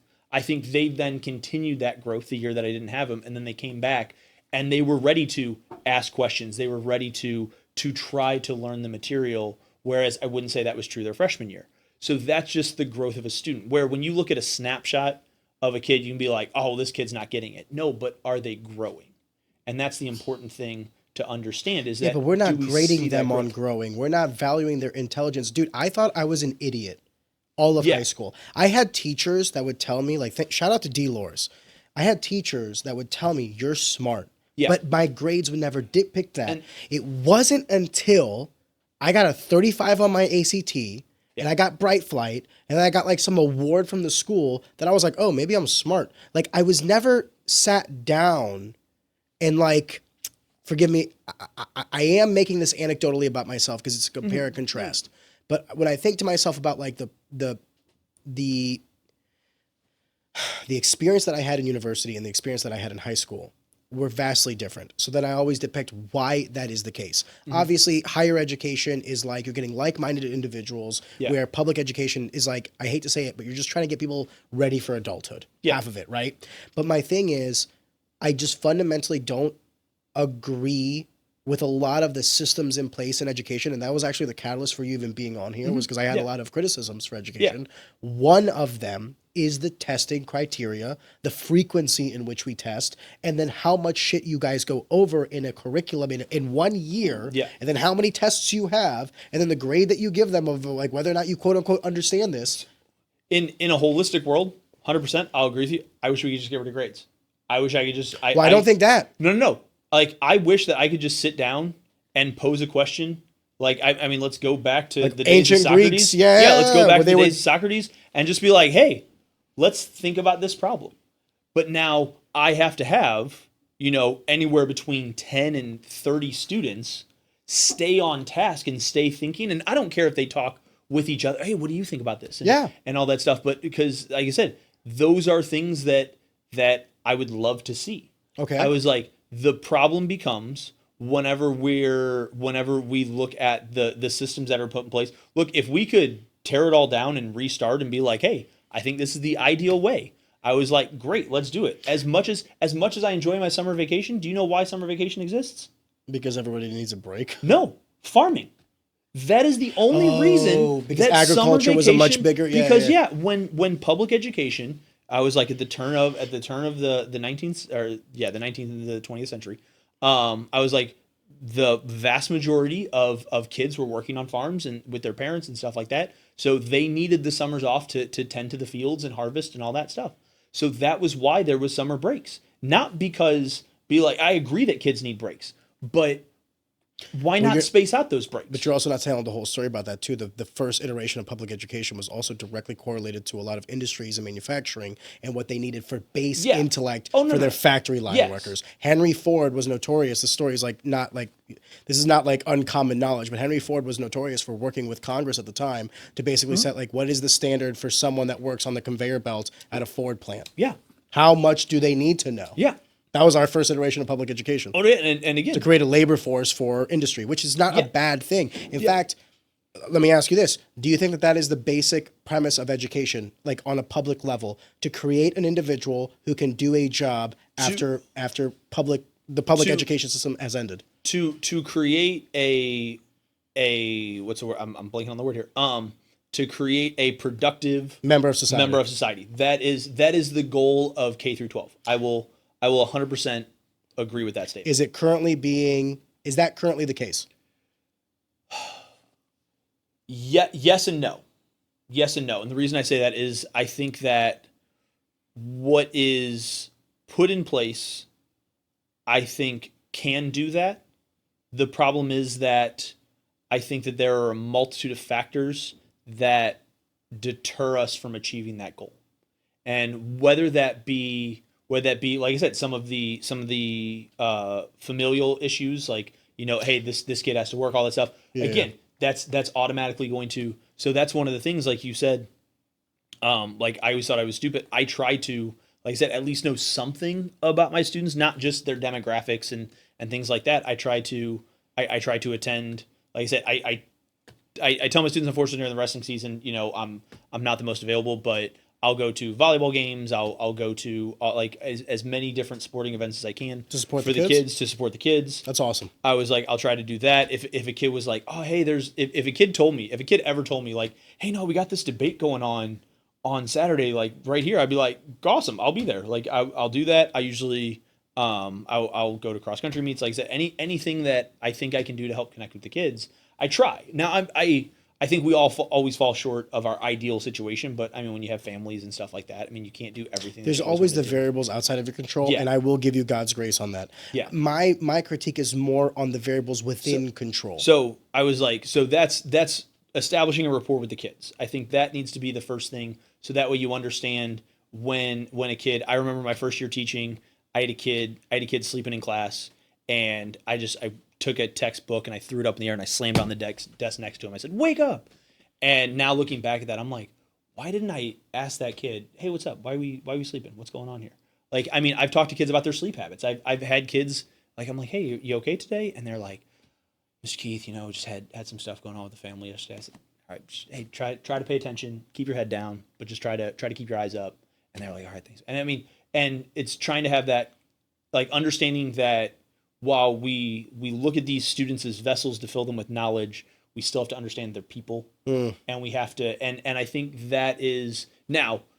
I also think sometimes in education, and this would be the hot take, where sometimes I think we go a little too far, where we're like, no, we have to care so You much about coddle this them. individual You coddle and stuff them. like that. And I'm like, but I still need to teach them math at the end of the day. Like, I can care about someone and still achieve my goal at the same time.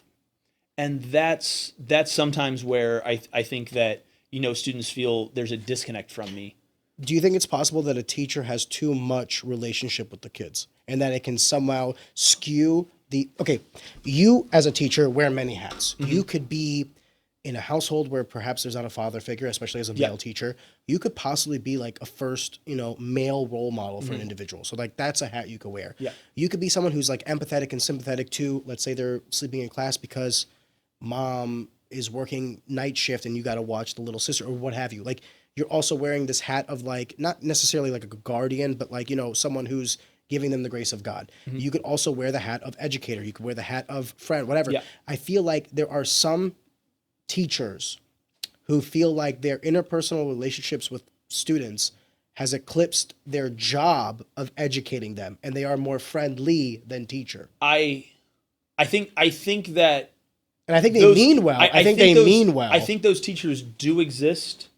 I think that those teachers are fewer than you might think. And I think it's more so the perception versus reality. It's kind of going back to that again, like the number, like when we talk about the mass shootings, like, oh my God, like this is crazy. I was like, well, it's kind of been, a steady line for, like I said, it should be 0, but I mean, so I think it's like, yes, you see the few that are, crazy. I was like, that it's like, oh my God, like, did you teach my kid anything this year? And if anything, I would say, while they might not have reached the kid academically, hopefully they've reached the kid on some level to help them be a better human being. So while I agree, look, you didn't meet objective 1. You met objective 1 to me is always my curriculum, my content. This is what I need you to learn these things by the end of the year. Okay. My objective 2 is making sure that you're a productive member of society. I was like, now you would call them 1A and 1B. Mm. They're neck and neck. Yeah. But that's where I would say is that while you might not have done the best job with objective 1, hopefully you've done a tremendous job with objective 2. And like I said, do I think that sometimes, like I said, sometimes, we let kids get away with a little bit too much because, we want to give them that grace the same way that, if your boss saw you were going through something terrible personally, they hey, you know what, just, hey, can you just make sure this gets done by the end of the day? And actually, all that I stuff. couldn't disagree with that more. Even if I was, that's the part of being an adult. Is like, even if I was going through that shit, my boss would never know. That's a skill set, and that's something you need to know.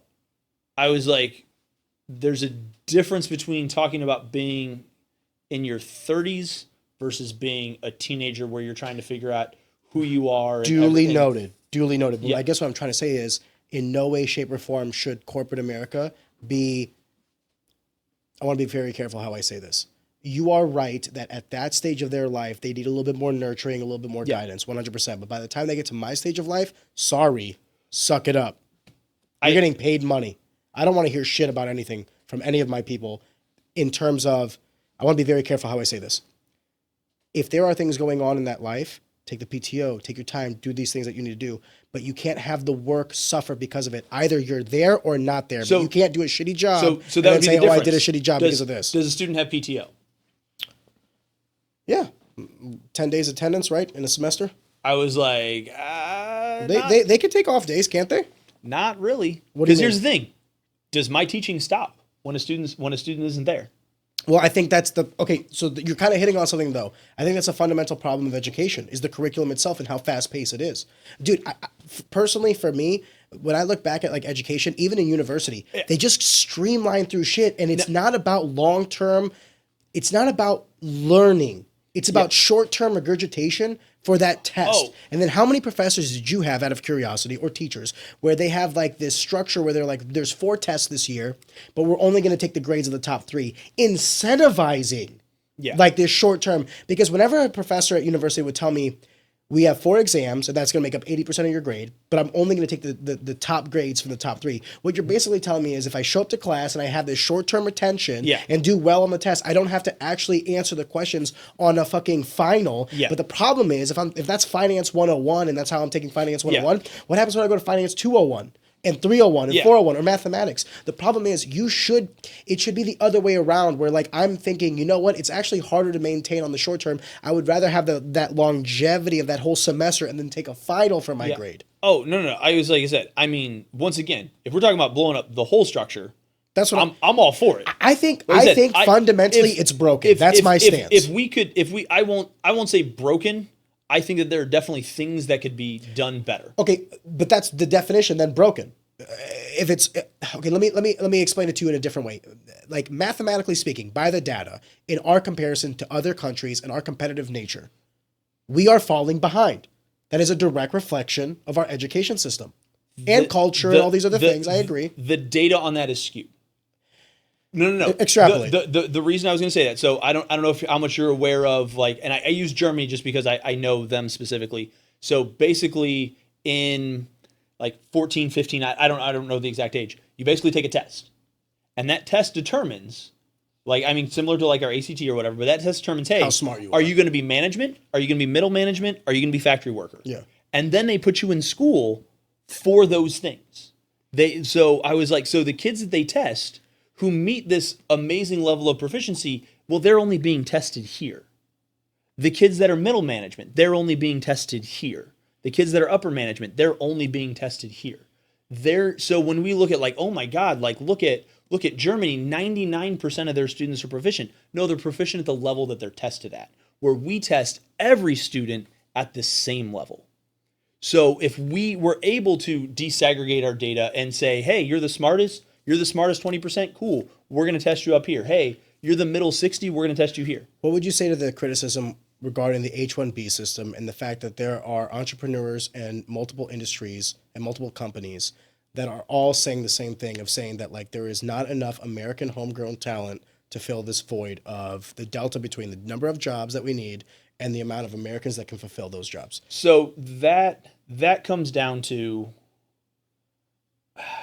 I'm trying to think how to phrase this without sounding like the biggest douche in the world. Please do. So brother, I'm wearing an ivory suit. I got you beat. So I think that what we value when you look at our highest paid earners, think about, now I'm not talking about your businessmen CEOs. Okay. Think about what aspirations do high schoolers have to make money? YouTube. I was like content creation. I was like artist, which I mean YouTube creator, artist, whether that be actor, whatever, athlete. Yeah. Those are the things that as society we have a value on. Now you kind of said this like you said this earlier where you said, you know what, it wasn't cool to be smart. I was like, now I don't know how to make that culture shift, but I think if we had these kids, because I had a student that you talked about, you know, had a 30 or you had a 35. I think this student had a 34 on their ACT. And do they still have Bright Flight? Is that still a thing? Yeah. Okay, cool. Thanks, Bush. Appreciate that. I think the threshold is slightly higher. When I was in high school, it was 32 and above. Okay. I was like, I think, okay, so then they changed it when you were in high school. When I was in high school, it was 31 and above. So yeah, so it changed by 1 point. But that's a big point. Oh, yeah, it's a big point. Yeah. So this student, again, 34, actually had a scholarship opportunity to get a full ride to a certain university. And I don't want to say too many details. Please don't dox them. Yeah. But that student knew, hey, I want to go. I want to go into foreign language. So they chose a university based on their foreign language. They didn't get the same amount of all that stuff. Because that other university didn't give them the same scholarship. Because So and also I think there might have been like a friend component, like friends were going to this university. And variables, all that stuff. yeah. So yeah, but yeah, I was like, this student, one of the smartest students I think I've ever had, could have done literally anything they wanted to do. I was like, well, wanted to do this, wanted to go into like, now when you look at the return on a Spanish degree. I mean, and maybe even Spanish education. I can't remember.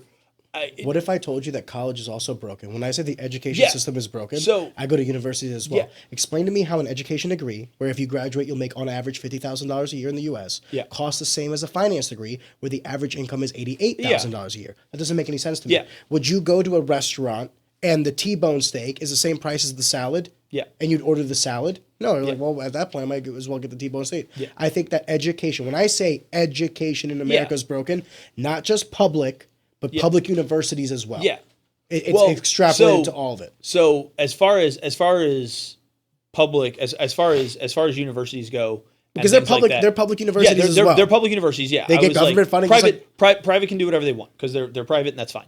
I think that the biggest problem with that, like I said, I agree with some things Bernie Sanders says, but one of the things that he says is free college. I do not think college should be free because then I think you're like devalue it. Well, like you said, I think that like the reason that in college you get a little bit more out of college because you have more like-minded individuals where they're there for education and things like that. If anyone can get into it by Yeah, virtue of I that, was then like, it loses its value. well, if you make it free, again, there would still be thresholds, but now if you make it free, like people wouldn't have to stop and go like, wait, is this the best option for? Like they wouldn't have to do any reflection. By the way, hot take, I don't think there should be degrees where there's not an industry in which you can get a job in. There are some degrees that I've seen that I definitely go like, what is your job? What is your value to society? Yeah, I was like, what is your? Well, I won't say what's your value to society. I do. I will say what is your plan with that degree? Because I think that you can still be very valuable to society. Degree, no degree, like. Agreed. Yeah, but usually there's that's a what I'm saying. correlation to education. So like if they don't go to university, then they go to a trade skill of some sort or an apprenticeship. Yeah. They're still offering value as a plumber, as an HVAC, as a whatever. Or let's just say they don't have any tangible skill sets. Maybe they just have capital and they become entrepreneurs. And what they do is their skill set is the skill set of coalescing and bringing together people to provide a good service. That's also a skill set. So when I say like what is your value to society, sometimes it's correlated to degrees and all that stuff. But let me put it to you this way.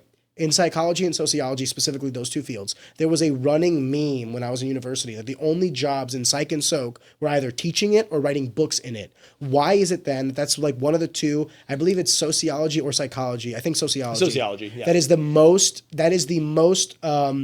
If you were to take like a graduating class and then do a skew of like where is the most amount of graduates in what field? It's sociology, psychology. Then those are the ones that are the useless degrees in terms of our job allocation in society. I'll agree with the sociology. The only reason I'll disagree with psychology is because they're all valuable. Yeah, no, it's no, no. knowledge. I'm talking about in the workplace. yeah, Where's your place? No, I was like I think that there needs to be more therapists and things like the fact that I have friends who are seeking therapy and it's 6 months out before they can see somebody, and I'm like, so what are they supposed to do? I think that's a cultural shift. So I think we're going through a phase where everyone thinks they need to see a therapist, Well, and it's putting a lot of strain on that industry. it's putting strain on the industry. But I'm saying the same thing that happens with if, public. Like if you go to Canada and you want to get like a simple surgery because the medical system is the way it is, it becomes a huge strain on the medical saying system. if we had in intro, just wrestle. It's the greatest therapy. Yeah, I know. I agree. If we had an intro therapist, someone who could sit there and be like, hey, you know what? I think you need these things. Like someone. The problem is how litigious we are as a country. Yeah. Malpractice. Oh, you sent me to an intro. I needed a senior level therapist. But then that person can either recommend you to talk to so that way these people. Well, let me ask you this: why change the therapist industry before we change the education industry? Oh no! Like I said, I mean, again, I think it rolls downhill. I think there's many. Again, I think that all industries, no matter what, can do something better. I don't think that any one industry is perfect. Can I present to you an argument that I have, and I want to see what you think about it? What do you got? The reason I say that education is fundamentally broken is generally the people that we hire as like entry level people anyway, we still have to train. They don't know shit about the industry, about the technology, what have you, and we still have to train them. So what we're really asking when we ask if you have a degree is, can you learn? I think that a number of years ago I would have agreed. I know that many I'm not saying all, I'm just saying many. Many universities now have some kind of internship requirement, like again, I'll use education just as my personal thing. Like I had to do student teaching. Yeah. I had to go in. I had to like I learned a lot of stuff through there. I still had to learn a lot of stuff on my own after the fact, but Well, we have internships. So- you're doing one right now through CAPS. Like we have that in other fields as well, So- and they still but- are dumb as fuck. But is that internship a requirement for that degree? The way that my student That teaching, is a good point. That is a good point. No, but what I'm saying is, even if it's not a requirement, the ones that are electing to do that are still the ones that we still have to Yeah. train. And my thing fundamentally is, whenever I do interviews, I literally ask one question. Yeah. That is my interview. And to be honest with you, I don't even look at resumes anymore. I look at resumes in the sense of, are they professionally done? Did you put effort into this? Yeah. Does this look stupid? Or is your resume 5 pages long? Congratulations, you're an idiot. Yeah. Does it look like you put 5 minutes into this, or that you got? I know the people that got their template from online, which doesn't necessarily correlate them to like being a bad employee. No. But it's like, how much effort did you put into this, right? What I'm trying to say is like, I really don't give a shit, because for entry level positions, I've already accepted that I'm gonna have to teach them and mentor them anyway. Yeah. All I'm really looking for is, do you have an affinity for this? And do you have the mental capacity to critically think? Those are the two skill sets. And education, as I did it, did not prepare me for that. The skill set that I have acquired that has built my wealth and has prepared me for life was something that I acquired on my own. My degree, dude, I want to be very careful how I say this, because this is also anecdotal, and this is why I believe education is broken. It's because of my personal story. Yeah. I've had a lot of great teachers. I've had a lot of great instructors. Shout out Dr. Locke at UMSL, changed my life. I had a lot of great mentors and all this other stuff. But when it was time to go into the workforce, I did not know shit. Yeah. I had to teach myself a bunch of stuff on YouTube and Udemy. By the way, to this day, I'm still teaching myself on Udemy. Shout out for their AI course. Yeah. So like what I'm trying to say is, when I say education is broken, I don't just mean like the foundation, education, teachers. I also mean the curriculum. Yeah. I was like, so to your point, and again, I don't mean this as an attack, so please don't take it this way. Attack me. Because I think you get out of it what you put into it. Now, you said by your own admission in high school, you were not the best student. Not saying you were dumb. No, very fair. But you were not the best student. So I think that if, again, now this is where it goes back to the one point I made where me being a salesman, I have to sell you on wanting to be a student. I have to sell you on wanting to learn.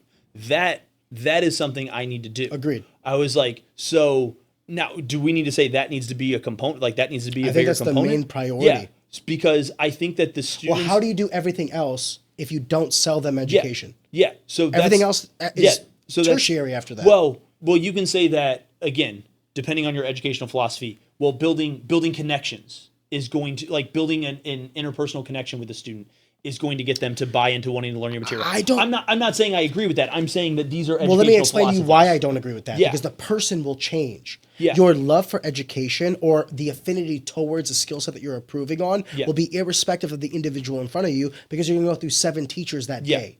And now you might have, man, I love Mr. Keith. He really makes me love math. And shout out to Miss Sparks. You were the worst chemistry teacher I ever had. Miss Sparks made me hate science in high school. You want to know one of my favorite things now is? Science. Yeah.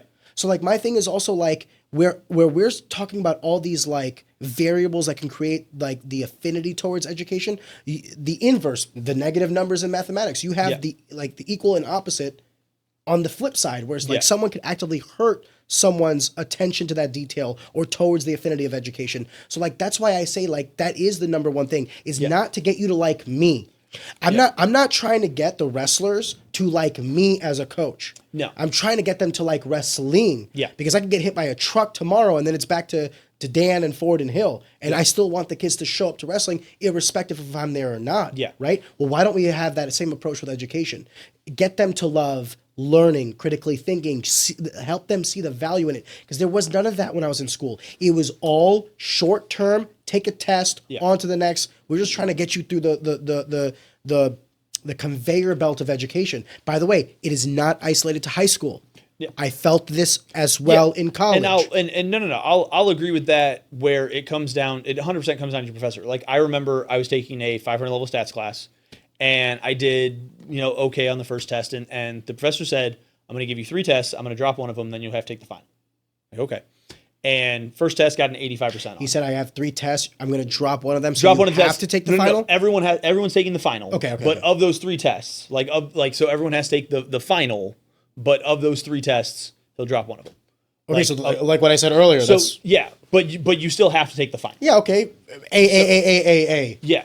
Get an F on it on purpose, whatever. Yeah. You're out of there in 5 minutes. Second test comes and I get the lowest score in the class. I get 20% on the second test. And I go, well, good thing he's going to drop the other one. He didn't want to write a third test. So he's walking around trying to make deals with everybody on like, oh, if you just do corrections, I'll give you half your points back. And I was like, that's not going to get me where I need to go. So I got to go from a 20 to a 30. I argued a 20% into a 90% because I was good at talking.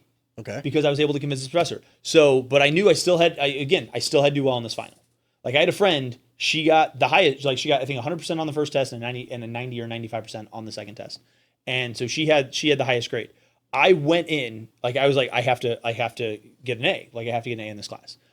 So I grabbed my stat book. I literally read my stat book cover to cover. I don't know if you ever read a math textbook. Like I said, they're not all story based. No. Unlike Dr. Rothbard. Read. It's a rough read. So I read it cover to cover, and I got an A on the final. He gave me an A in the class. I probably did not deserve an A in that class. No, you did because you showed the difference, the delta from a 20% to an A. Yeah. You showed that you had the competency.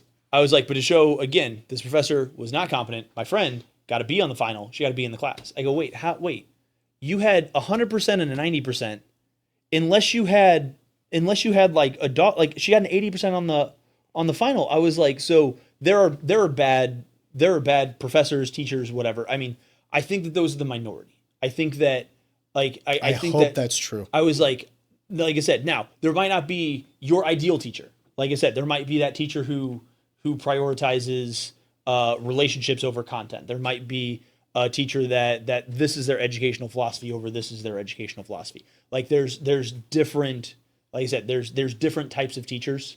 And a lot of times when I hear people not in education go, oh, that's a bad teacher, I go, no, they just don't like your style of teaching. I would truly say in terms of bad teachers, like people who I'm like, you should leave the profession. Like the people that I see who I'm like, this is not your calling. This is not what you should be doing. It's less than it's less than 5%. Well, because it begs the question of like, why would they have ever gotten into the, and by the way, I've spent a lot of time in this conversation criticizing education, but let me actually give it its roses.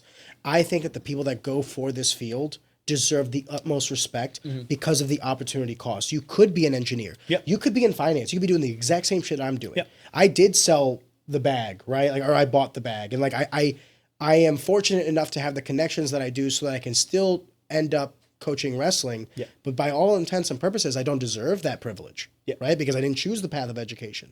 I chose other paths. So, well, that's the disconnect, because I think that on some level, almost everyone is a teacher at some point in their life. Okay, whether that's through coaching, a mentor and a teacher are two different things. No. I was like, you're a parent. I was like, you teach I'm sure every day you're teaching your child something. Okay, right now I'm trying. Yeah, I was like, trying. Right You're now, giving me a lot of credit. Right now, I'm trying to teach my 3-year-old that not every person is a she and not every person is a him. Those are the two pronouns she uses constantly. The trans people will attack me. I was like, because my daughter does not understand pronouns. Good. So good. How old is she? 3. Yeah, I didn't know what a pronoun was until I was like 13. But everything she was playing with one of my old Ninja Turtles. She was playing with one of those, and she was like, Your daughter's 3 years old? Yeah. I have a 2.5, like about to be 3-year-old. Yeah. I didn't know that. Yeah. Another thing we have in common. Yeah, I know. Congratulations, brother. Yeah. I was like, but she was holding Leonardo the Ninja Turtle, and she goes, she's gonna catch the ball, and I keep going, he's gonna catch the ball. Like, she's gonna catch it. No, he's gonna catch it. And then he's like, no, like, look, I just want him to catch it. And I go, wait, hold, what? Huh? Like, no, and I just had to walk away because I go, you're 3, we'll figure it out eventually. I guess what I'm trying to say is, so, but no, like we're giving a lot of criticism, but Yeah. I want to also say Yes. that being a teacher is incredibly difficult. Yeah. And where on one stroke of the pen, I am hyper focused on this industry because I think, okay, let me take a step back. Why do I care about this? I care about this because the trials and tribulations that we will face as a society, as a nation, and as a world is directly correlated to the next generation. Who is teaching that generation? our generation. Yeah. How are we teaching them? Are we teaching them with the same tools as previous generations? Yeah. If we can establish that within our lifetime, we have seen the advancements of internet, cell phones, now AI, don't you think education should also kind of adapt with the times? Now, they are trying to. I see the inclusion of technology into education and all these other things, but I think that fundamentally, I'm telling you this because I see it in real time.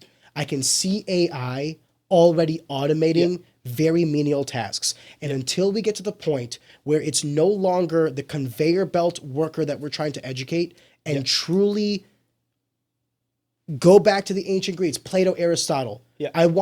It's not that I don't think sociology and psychology have value. I don't think a degree in it has value. I think a little bit of everything has value. To be a jack of all trade, a master of none is actually going to be like the new millionaire in tomorrow's day and age, because the niches are going to be the ones that are hyper-focused and analyzed and automated.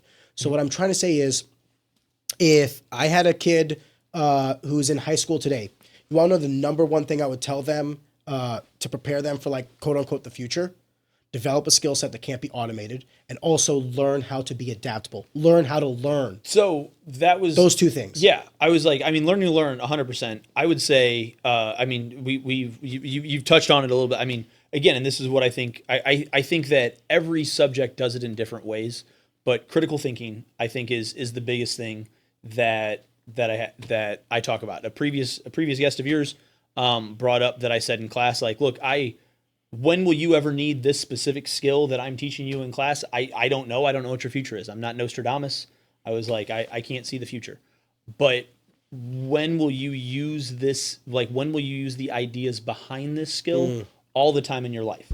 So in math, we do it through making sure you understand how to follow a procedure. Okay, if we want to solve this equation, what are the steps that we need to take in order to get from A to B to C to D to E, all the way to Z? I was like, what are the steps that we have to do to get there? I was like, we're developing a procedure. And then once you understand that procedure, well, hey, what if this was different? Now, how could we adjust it so that way we could still use this procedure we're familiar with? That's the idea of critical thinking. Hey, if I just tweak this, what's going to be different? Okay, what if it's drastically different? Can we get back to this point of familiarity? Let me turn the tables on you. What about education should be tweaked? I was like, I mean, in terms of, I'll agree that, a massive overhaul of the curriculum. Let me ask you, let's go from high level and work our way down. High level, does education as it stands today, public education and higher education, is it getting the job done? Whatever your opinion is. My opinion is no, but I'd be interested to hear yours. I would, the problem is that I say you have to go field by field. I don't, because you have $1.7 trillion in student loan debt. So, well, that people can't pay back. That goes back to, as I said, college shouldn't be free. College should be affordable. How do you make college affordable? How do you make college affordable if you have so let's go back to my highest level. Hold up, though. Let's go back to my highest level. Does education get the job done as it stands today? I was like, higher education? No. Keith, stop it. Education, is it getting the job done? Are we in a good spot in America? For those who are putting in the work, yes. Once again, it goes down to you get out what you put into it. While I agree, what if you put out the most effort in a psych major and then you get out, or an African American studies or whatever, and you get out and there's no fucking jobs because the degree was useless? So that's what I'm saying. And education is broken. Well, no. Like, so again, that's what I said with higher ed. I would agree. Higher ed is not doing it. Don't you think that education, like the public education system, had a part to play in that, pushing kids to get degrees instead of trade skills? I think it's fundamentally broken at the highest level. So the problem I'll say with the trade skills, okay, and I'm going to use the by the way, which I also consider higher education. Oh yeah, no, and any post-secondary, yes, any post-secondary, agreed. No, and blue collar, white collar, it's all work. And I will say, as somebody in the trenches, we are. There's a stigma with trade schools. I don't know why. Whether that was because of the 90s pushing kids to higher education, all that stuff. I had a generation of kids my age were told if they didn't go to university, they were stupid. And there was a generation of people that got useless degrees, and now they can't pay off their student loan debt. So I think education is broken. I was like, to that, I will say, again, if you want to say we need to push trade schools more, 100%. No, I think education needs to change. I don't think universities should offer useless degrees. Here's how you fix it. Okay? Here's how you fix it. Because you said You said 1.7 trillion. I'll trust that number. I don't. No. I'm saying I'll trust Google that number. it. I'm not even worried about that number. How much of that 1.7 trillion is interest? No, that's the principal amount. 1.7 trillion. If you're talking about like what it's going to be next year, then you'll calculate that off the interest. But I'm talking about today, 1.7 trillion. During COVID, during the Biden presidency, the vestiges of Trump 1, Biden presidency, and now it's not until Trump 2 that repayment of that is being mandated, and people are going back into forbearance for it. Yeah. So like, to be honest, 1.7 trillion right now is actually probably the best time to calculate that because they haven't been penalized for interest. Yeah. So 1.7 trillion, please correct me if I'm wrong.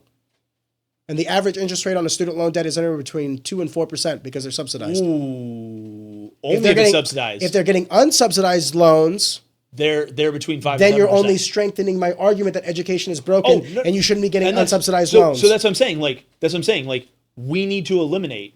I will say this like time and time again. We need to eliminate unsubsidized loans. What's the average APR on a student loan actually after this question? Sorry. 1.7 trillion. Yes. So I was right on the 1.7. Yeah, that's what I said. I'll believe that number. I look at this shit, brother. Yeah. I look at this and credit card debt, automobile debt, and mortgage debt because these are. As of June 2025, the average APR of a student loan is 6 to 9%. That's what I thought. Okay, so not like a credit card debt or anything like that. Yeah. But also above a mortgage, above an auto loan actually, which is interesting. If we got student loans down to 1%. Sorry, isn't that crazy how times can change? When it was me, I'd be curious. What was the average student loan APR in 2012 to 2014? Because I guarantee you that's a direct correlation to interest rates rising at the Federal Reserve. Yeah. I do think that I was right when I was in school. It was between 2 and 4%, but that's another factor. And that's what I said. Like, I mean, I would say if I can remember correctly. Sorry, brother, I got you working overtime today. My subsidized, because I had some subsidized, some unsubsidized. That was a whole. My dad did his taxes wrong and all that, so my FAFSA was messed up. In 2012, the average fixed interest rate on a private loan was 9%. No, not a private loan, but a subsidized loan. 2 and 4. The record low is at 1.72. Oh, wow. Okay, so 1.72. I can tell you right now, all my student loans between 2 and 4%. Yeah. So that's anecdotal, but that I think I also didn't go to a private institution and take out a loan. I went through the FAFSA program and got all my loans out from there. Mm-hmm. Which, by the way, if any kid has gotten 2 hours into this conversation, forgive me. Let me give you some advice. When you go to university, perhaps you're going to tell me to eat shit. Who cares what everybody else says? It is a simple calculus. What will you earn versus what are you paying? If you don't make that the main criteria for the education that you get, you're doing it incorrectly. Because you're either going to be saddled with debt or you will only go for fields that make money and don't make you happy. You have to look at both money out and money in. I will agree with that for 80% of things. And Okay. what I mean by that is I was like, education. Can we agree that to be an educator, you should have higher education? No. You don't think that, like, now I want to point out, I was like, I have 2 undergrad and master's degree. I was like, my undergrad is in education, secondary education and mathematics, and I also have a pure mathematics degree. I was like, the reason that I have 2 undergrad degrees is because my undergrad was, I had to take 2 extra classes in order to get 2 degrees. Like, that's how much math was in my secondary education degree. So that's why I'm saying, like, if I did not understand, like, again, I could tell you what we're doing, like, if I only knew algebra, like up to algebra 2, but I could not tell you what was beyond that if I did not have higher education, if I did not have something beyond. Is anything you know something that I cannot Google, YouTube, or look up myself? In terms of the processes that I learned how to think about math, I do not think you could Google those. Could you Google, hey, can you figure out the volume of a rotated object around the y-axis? Like, yes, you could. The procedures that I learned, yes, you could Google those. The thinking that I learned, and again, this is my experience now, like being specifically a math degree, I was like, I learned how to think in a certain way. Agreed. Now, I think that the to go back to your question of like, do you need higher education in order to teach, broadly speaking? No. Why do I say that? Because a general curriculum, the majority of that could be self-taught if needed. The only value an educator in the year of our Lord 2025 has is actually EQ and not IQ. Is that connection between you and the subject matter, more so than how much you know about that subject matter. Because you could teach math slightly different from the Indian guy that I'll watch a YouTube video at later. Same way someone could teach Excel differently from me. The difference is that interpersonal relationship. And that's why I say that education is broken, because we are still under the mindset that you're the only person teaching them math. Anybody can teach them math. Yeah, That's not your value. Your value is everything else you talked about today. Yeah. Why is he sleeping in class? What kind of relationship does he have at home? I only have 45 minutes with him. How can I help this kid love learning? But that's your value. I would say and that's not directly correlated to your education. I'm sorry. So this is where your university matters. So you said no. But you said Central Missouri was top 10 in the nation for education. Yeah, I was like at the time. I don't know what they are now. I was like at the time when I was in school, SEMO was top 3.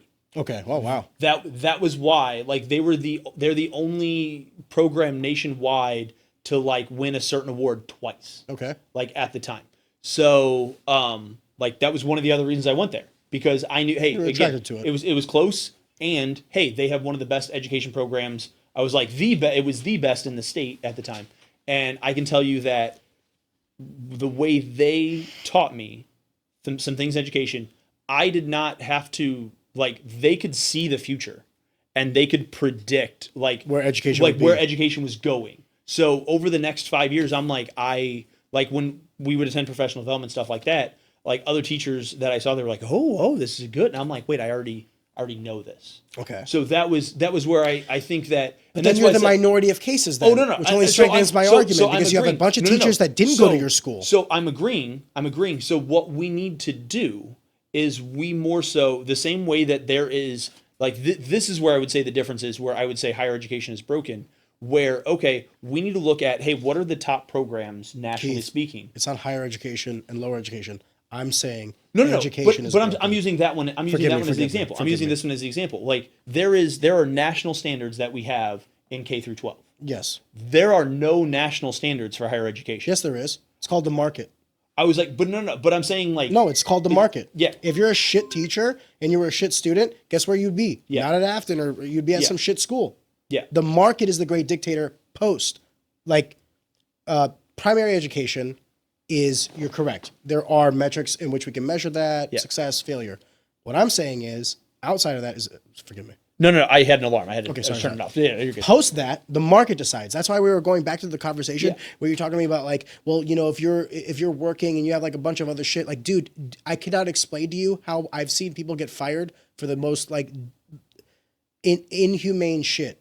But I'd never blame the corporation for doing it, because they're getting paid to be there. Yeah. It's not like education where you're paying to be there or you're forced to be there, right? So what I'm trying to say is, in higher education, we have the greatest metric for success or measurement of intellect. It's called the market. By the way, that's global. And that's what goes back to my previous thing with the H-1B, where we might be competing with one another, state by state and all this other stuff. But once you get past university, actually, once you get past high school, you're competing with everybody from India, everybody from China, everybody from Russia, that all want to come where? Here. Yeah. And unless we get our shit in order and produce people that can critically think, that have their shit in order psychologically, sociologically, and all these other things. Mm-hmm. By the way, that's when I say education is broken. Can I explain to you how I would do it? And then by all means, because I've been criticizing education all day today. Yeah. But here's how I would do it. One teacher to 30 kids, and that one teacher is going to have them all year. Okay?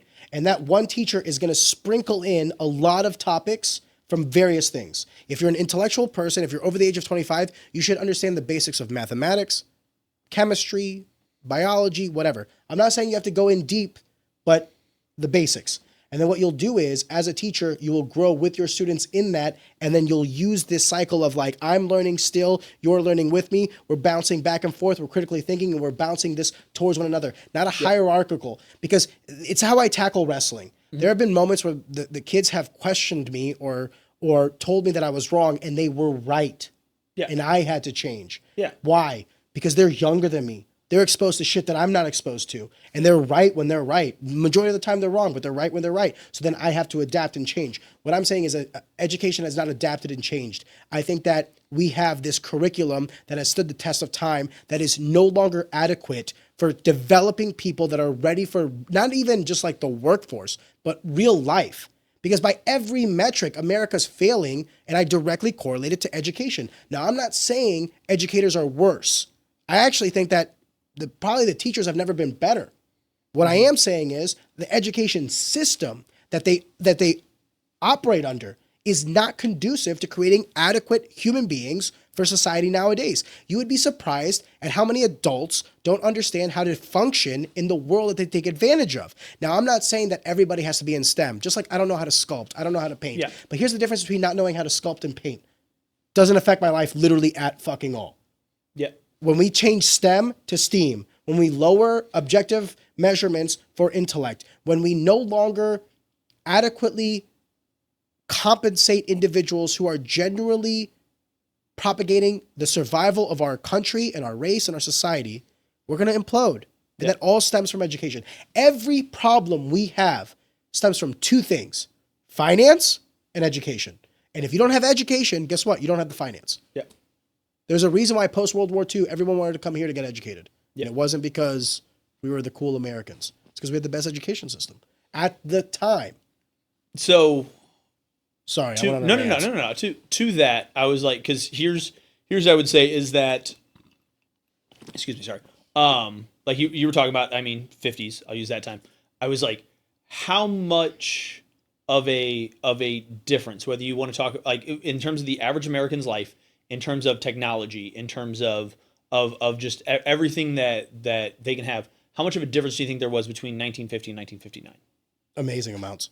I was like, you think that there was vast technological differences? I think No, it's not even about that, because we're talking about strictly technological, but we're also talking about globalism, where the nature of work shifted because of geographical locations. Why do we have such an emphasis on education today? Because we don't have menial jobs. Yeah. All manufacturing for the low-level employees have gone overseas. Yeah. So we don't have the luxury. A part of our strife is our success. We no longer have the luxury of producing menial people. We don't. Yeah. No. Sorry. Yeah.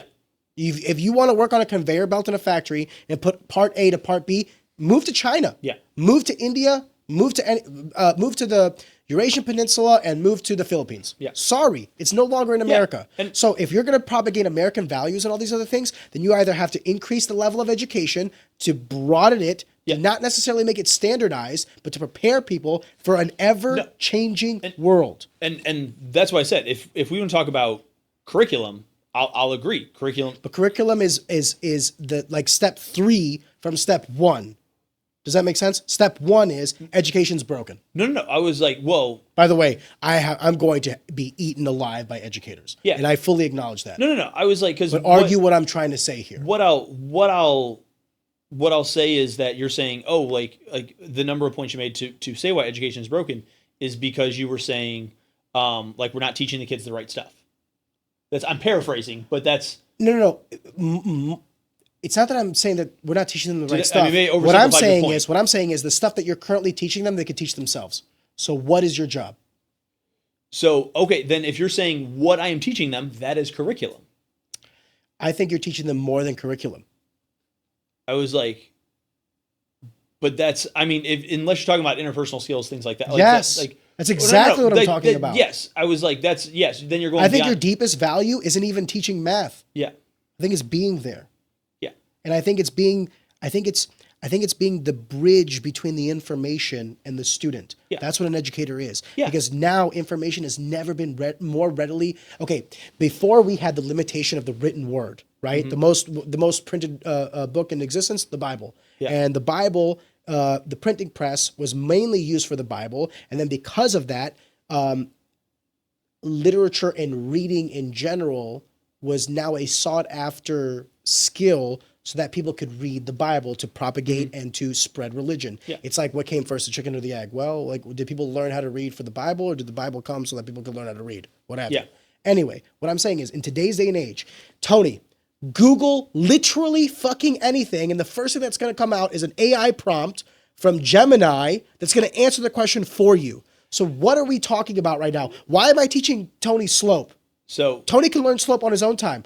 What you are, the real value that you have, is being the bridge between Tony and slope. Yeah. So if that is the real value of Here's- educators, here's the counter to that. okay. Okay, and again, this is specifically my field. Forgive I'm me. not I am saying, not trying to sound disrespectful. No. I was like, because here's the thing: if I, and again, no disrespect to English teachers, could I Google synopsis of To Kill a Mockingbird, and an AI gives me a three-page printout that summarizes. Here's why this is important. That summarizes all this, and hey, here's the like the analytics of it, and hey, this is the theme, and yeah, you could do that. I can't tell you how many times I was like, I can Google a math concept, and I was like, the AI created is so erroneously wrong because I was like, it doesn't understand the nuance of what's going on there. Today. I was like, do what? Today? No. I'm not trying to speak from 5 years from now. But here's what I'm trying to say to kind of counteract the point you're about Yeah. to make. Where will AI be in 5 years, and where will You- education be well, in 5 years? No. You don't know the point I was about to make. Forgive me. So we need, again, going back to critical thinking, we need kids to be able to have some knowledge so that way when they look at something, they can go, wait, that's That ain't not right. right. Going back to the calculator issue that I said. Because my like one story I said, so again, I taught through COVID. I recorded all my lessons. There's like, you can go, I'm not telling you everybody to go to YouTube and look up my video lessons or anything like that. I will now. But there are lessons of me teaching and all that stuff there. And, I tried to make jokes and have fun with the lessons and all that stuff there. But so I had these video lessons and I would still have to assess the kids in some way, shape, or form. So because I understood how the algorithms work, okay, there's lots of apps out there that you're right. A kid can take a picture of an equation and photo math is the most common one. They'll use that and it will solve it. Well, because I know how the algorithms work, I was like, all I did was I took the equation and I wrote it backwards. I wrote 0 equals instead of blah, blah, blah equals 0. And what photomath did, You give them the answer. what photomath did, they still had to factor and do all that stuff. What photomath did though, because their algorithm says, oh, get everything to the left side. So they subtracted everything to the left side. And then they divided by negative. They did these 4 extra steps that were meaningless steps that any human who would have looked at this just said, oh, well, no, I can just factor right now and be done in 2 seconds. So when I would get their work back and I would look at their work and I would go, I think the first test I gave kids, I had to have a video conference with 30 of them going, This is what you did. go ahead and explain number 7 to me. Go ahead and just explain anything. And they couldn't even begin to explain because they were using, whether you want to say an algorithm or AI or whatever you want to use there. So, and then, I was like, so do you want to say something? And then they were like, no. And I'm like, all right, let's look at number 8. And they're like, all right, I cheated. I'm like, okay, that's where we were getting at here. So I'm glad you confessed to that. But I feel like, forgive me, I feel like you're making my point again. Well, no. So what I'm saying is that, so we need to analyze, okay, what are we teaching the kids? Agreed. Which that's curriculum. I don't agree. I think that I don't agree. No. I think that the difference we might have, and again, don't like as Please. somebody. No. I'm saying as somebody not in education, as a Yes, layperson to education. When I say the word curriculum versus what you think the word curriculum is, I think that's where we're having this difference here. Okay. Where What I is your think we're definition saying of this, curriculum? like curriculum is the totality of everything that I am teaching you, whether that be explicit or intrinsic. It is the totality of everything. Okay, the difference between your definition and mine was the extracurricular. Yeah. So like if you were to tell me in our curriculum we have slope, exponents, logarithms, what have you, all of that could be self-taught at any stage in life. And then I go back to saying, so we're kind of in a weird way, we are in agreement where you're teaching them also the things. It's like there's the things that you know, the things that you don't know, the things that you don't know, and the things that you don't know. Yeah. Well, you're teaching them the things they don't know, Yeah. and the things they know, they don't know. Yeah. And that's the things that you're really teaching them. Yeah. The things they don't know, they wouldn't even know how to put it into algorithm anyway. So I guess you're teaching them that as So- well. But here's my caveat to that is like, it goes back to our education system as it is today. I don't think that it is actually in your best, like, it is not helping you. So it is actually a detriment to you. What you would like, so there was a push in education. Some teachers still do it, or this idea of what's called a flipped classroom. Okay. Where basically, whether it be a teacher prepares it, pulls a lesson, whatever, they say, go home and watch this lesson. And then they come in the next day and then they discuss it. They give them sample problems, all that stuff there. So it sounds like you have this idea of a flipped classroom, which I'm 100% like, yeah, flipped classroom would be great. No, What's- I wouldn't. I no, wouldn't no. put it. I wouldn't put it to home. I would do it live in the classroom. But that's the problem. When I only have 50 minutes. I agree. Education's was broken. You should have more time. So where is that time? Look at the curriculum in its totality and remove the waste that's no longer valuable to society over the course of time. The shit that was done in 1950, 1960, 1970 is no longer conducive to Like I said, 2025. and I'll It's not STEAM. Yeah. Go fuck yourself. It's STEM. And it's always been STEM. No. It'll always be STEM. When they added the All the other things you can learn whenever you're on your own free time. They added the A, and then I think within a year or two, I know I'm it's just still saying. some people. I think they kind of pulled back, and I'm not trying to shit on the arts because Yeah. by definition this is what we're doing. This No, is an art. I But this is also not what I do to make my living. yeah This is an extracurricular I do for fun. yeah. So I didn't try to make my like, fortune through yeah, podcasting. I always try to. I always point out to students. I go, look, I can ruin art for you. And then they go, what? And I go, look, just like once I say this, you can't unhear this. And then they go, okay, what? And then I go, well, the reason that your brain looks at a piece of art and goes like, oh, that's aesthetically beautiful is because of mathematical concepts of symmetry and what's called the golden ratio and things like that. Like if you ever look at the Mona Lisa, like people have taken that and they've taken the golden triangle and they've shown how all of these things are perfectly in proportion and all that stuff there. And when you look at music and you look at the notes and the progression, there's a mathematical progression, and all these things can actually be broken down mathematically. I think that might have been what they were trying to do when they added the A into STEM. That's what it is. Again, I said I think. I don't have proof of that. I'm you're saying being generous. Someone might have said like, there's kind of math and art. They're not wrong, but yeah. also, So why are you laughing? So, but that's kind of the thing is where I point that out to students, and then there's sometimes where students go like, oh, like I remember my first year teaching a student, we were doing matrices, and a student says like a student pulled perfectly out of my line, and she goes, when are we ever going to need this? So I stopped the lesson. I said, all right. I was like, what do you want to do in life? And she goes, I want to be a nurse. How old is she? I mean, well, that student graduated in 2000. No, not now. When she was. She was 17. Oh, 16, young, 17. Yeah. Yeah. So I said, what do you want to do? Oh, She said- junior, senior. Yeah, junior, senior. It was algebra 2. And she goes, oh, I want to be a nurse. I said, okay, cool. If you stick with just nursing, when will you ever use matrices? Never. And the class was like, wait, what? Like they've never had a teacher ever tell them like, you're not going to need this. I said, but let's say that you want to progress. Okay. Be a doctor. And maybe, well, no, not even doctor. You want to go into nursing administration. I was like, well, now, you're looking at arrays of data, stuff like that. That's what a matrix is. It's an array of data. And all of a sudden she was like, oh, that was the most she had ever paid attention the entire time I had her in class. And again, awesome kid, just, math wasn't Good. Math wasn't her jam. Once again, But- you're proving my but point. yeah. Your value wasn't talking about matrices. It was the Well, extra no. value in The showing her that path. The value was selling the content. Yes, that's your that's- value. and It's I'll not the agree. content. Yeah. It's selling it. Well, no. What is an educator if not a salesman for education? Exactly. No. That's what I said in the beginning. I was like, Agreed. so yeah, I agree that I'm selling my content. But here's the thing: if I sell you the content, but then don't give you the content, I was like, then I've sold you nothing. Duly noted. But what I'm trying to say is the content is already available. And that the hardest thing to do is get them to buy the content. Like you being there, having that conversation with that girl was then more inspirational and more important than everything else you said after that class. No. So right there, back to that, because again, I tell my students all the time, like, look, if you're ever absent, I was like, the videos are there, the notes are posted online, like you can go, you have access to all these things. Like being absent, I was like, back when we were students, I was like, if you missed a day, like the greatest compliment I ever got was, again, back one of my first years teaching, it was a half day. We only had like 20-minute classes. And a student said, the only reason I showed up today was for your class, because I knew if I missed 20 minutes of your class, I'm going to be behind. And I go, cool, that means that they find what I'm saying valuable, that they know like missing a question, like missing a couple of questions. Still true? I was like, yeah, could be difficult. So that's the advantage of the only pro I can say of COVID, of virtual teaching, was all my lessons are recorded.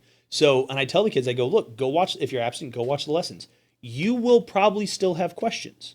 I agree. I was like, again, you said I wear many hats. One of my jobs sometimes is a facilitator. And again, if I could tell these kids, hey, go watch this video and then come in tomorrow and let's discuss what you watched, that would probably be one of the best days in education for these kids.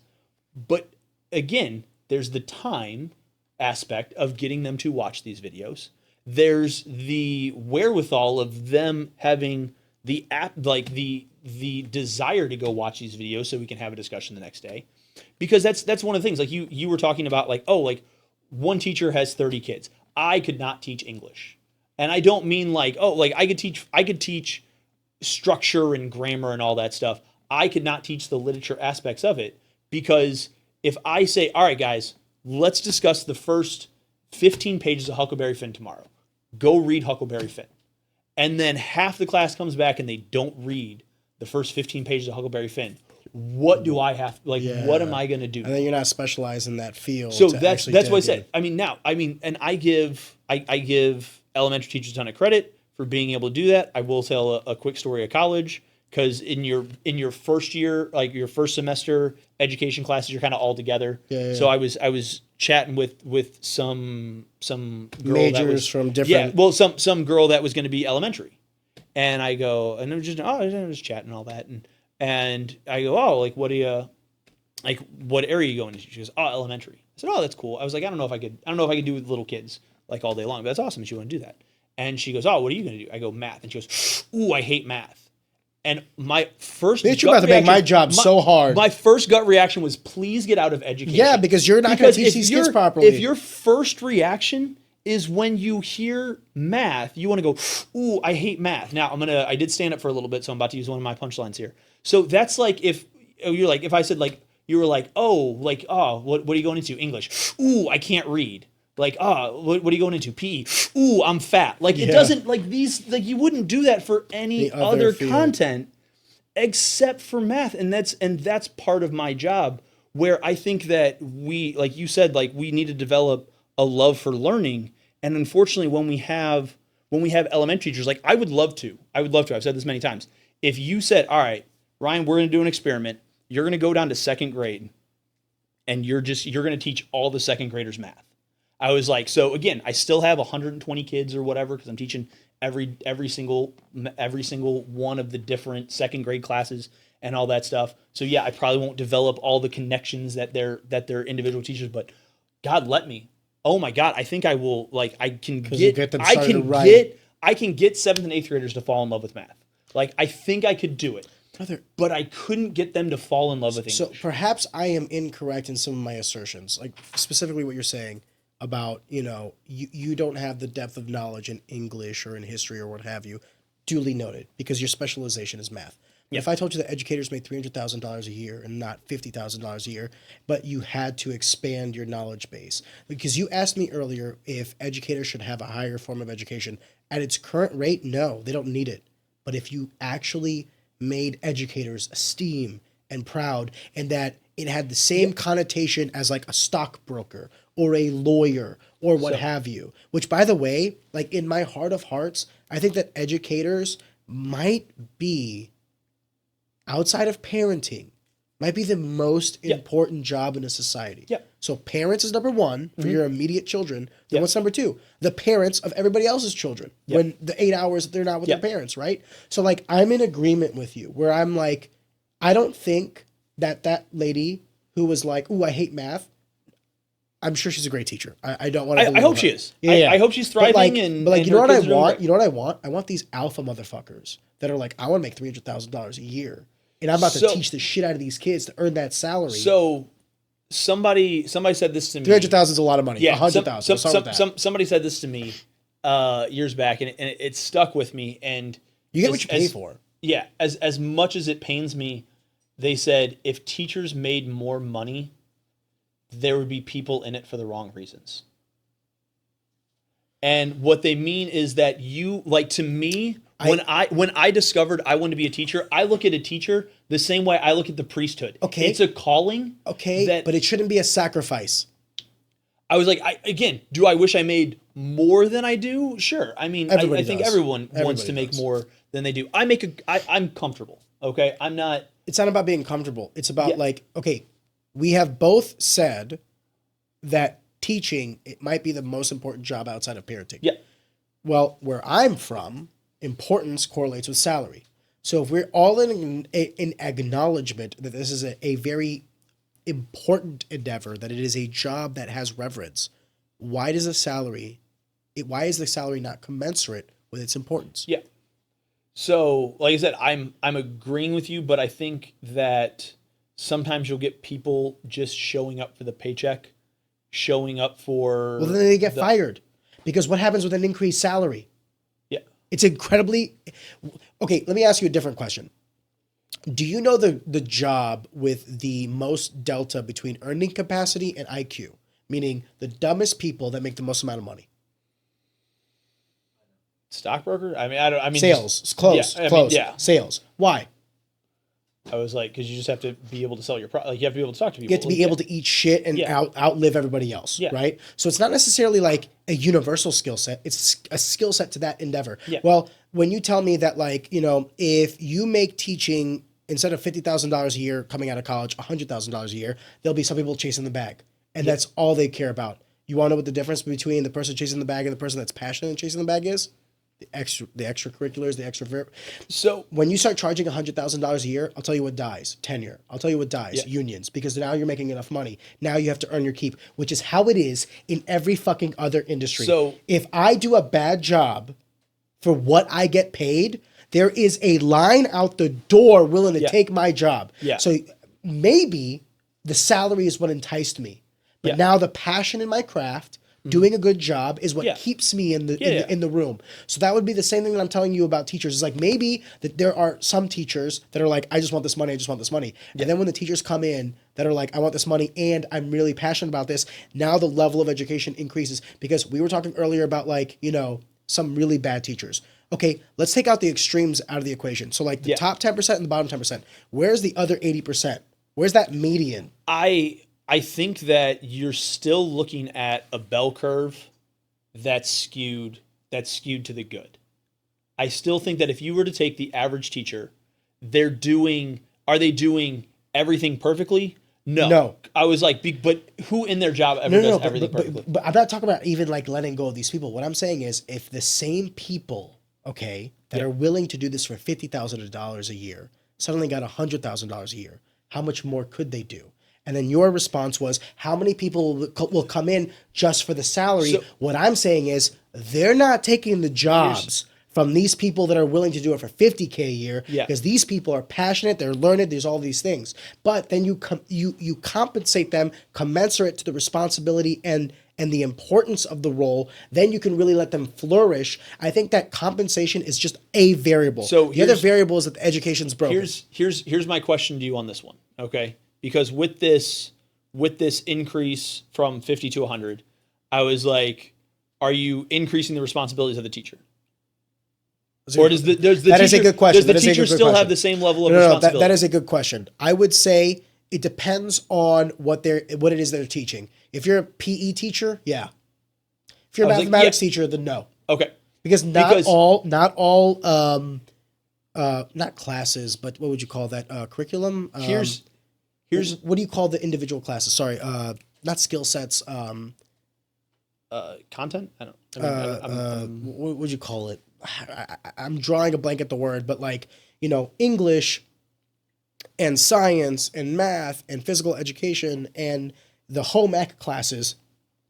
careful. My wife teaches family consumer science. I'm not saying that they're not important, Yeah. but there's a hierarchy, just like everything else in life. How do I know this? Salaries depict it. Yeah. We've said in our society that teachers aren't really that important. Yet there's a direct correlation to teachers in our education system. Yeah. And then the next generation. So to that, like I said, COVID, when I think parents saw what teachers were trying to do digitally and all this stuff and trying to produce these lessons, I think there was a certain level of like, like, oh my, you're doing all of this and you're making crap money? Like there was a little bit of that. that has now gone away. I can't tell you how many, whether they be phone calls or emails or stuff like that, I've gotten from parents just lambasting me for various things, and I'm like, what? Like, and I'm not saying like, no, I'm not trying to go like, do you know how much I get paid? I don't get paid enough for that. Like, but just like the level of responsibility that they think I already have, which I have a good amount of responsibility. I'm not saying that, but it's one of those things where like parents will email me and say stuff, or I'll call them, be like, hey, you know, like this is going on. Like, can you think about this? Like one conversation that always sticks out to me that I'm just always like, okay, man, it just reminds me of a George Carlin bit where he said, imagine how dumb the average person is. Now realize 50% of people are dumber than that. Yeah, right. I was like, because so I'm talking to a parent and I go, hey, you know what? Like, you know what? I'm not getting Johnny. I mean, fake name, obviously. I'm not getting Johnny to really do much outside of school. Like he's not being successful, like in class. Like, I mean, what do we think we can do here? She goes, yeah, I don't know. Like I think the same thing. Like The parent is saying this? The parent says this. Hold on, it gets better. He goes, yeah, Johnny just comes home and just plays video games the whole time, and I don't know what to do.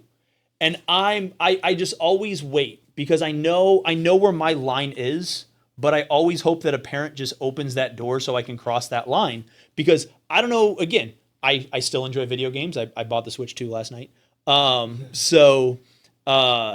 Like I played video games, but you know what? If I was ever out of line, what my dad would do, he wouldn't take the system away. He would take the controllers. So I still had to stare at the Nintendo, but I couldn't do anything about it because I didn't have the controller. So I was just hoping that parent would just like, do you have any suggestions? So I could be like, yeah, just take the controllers away.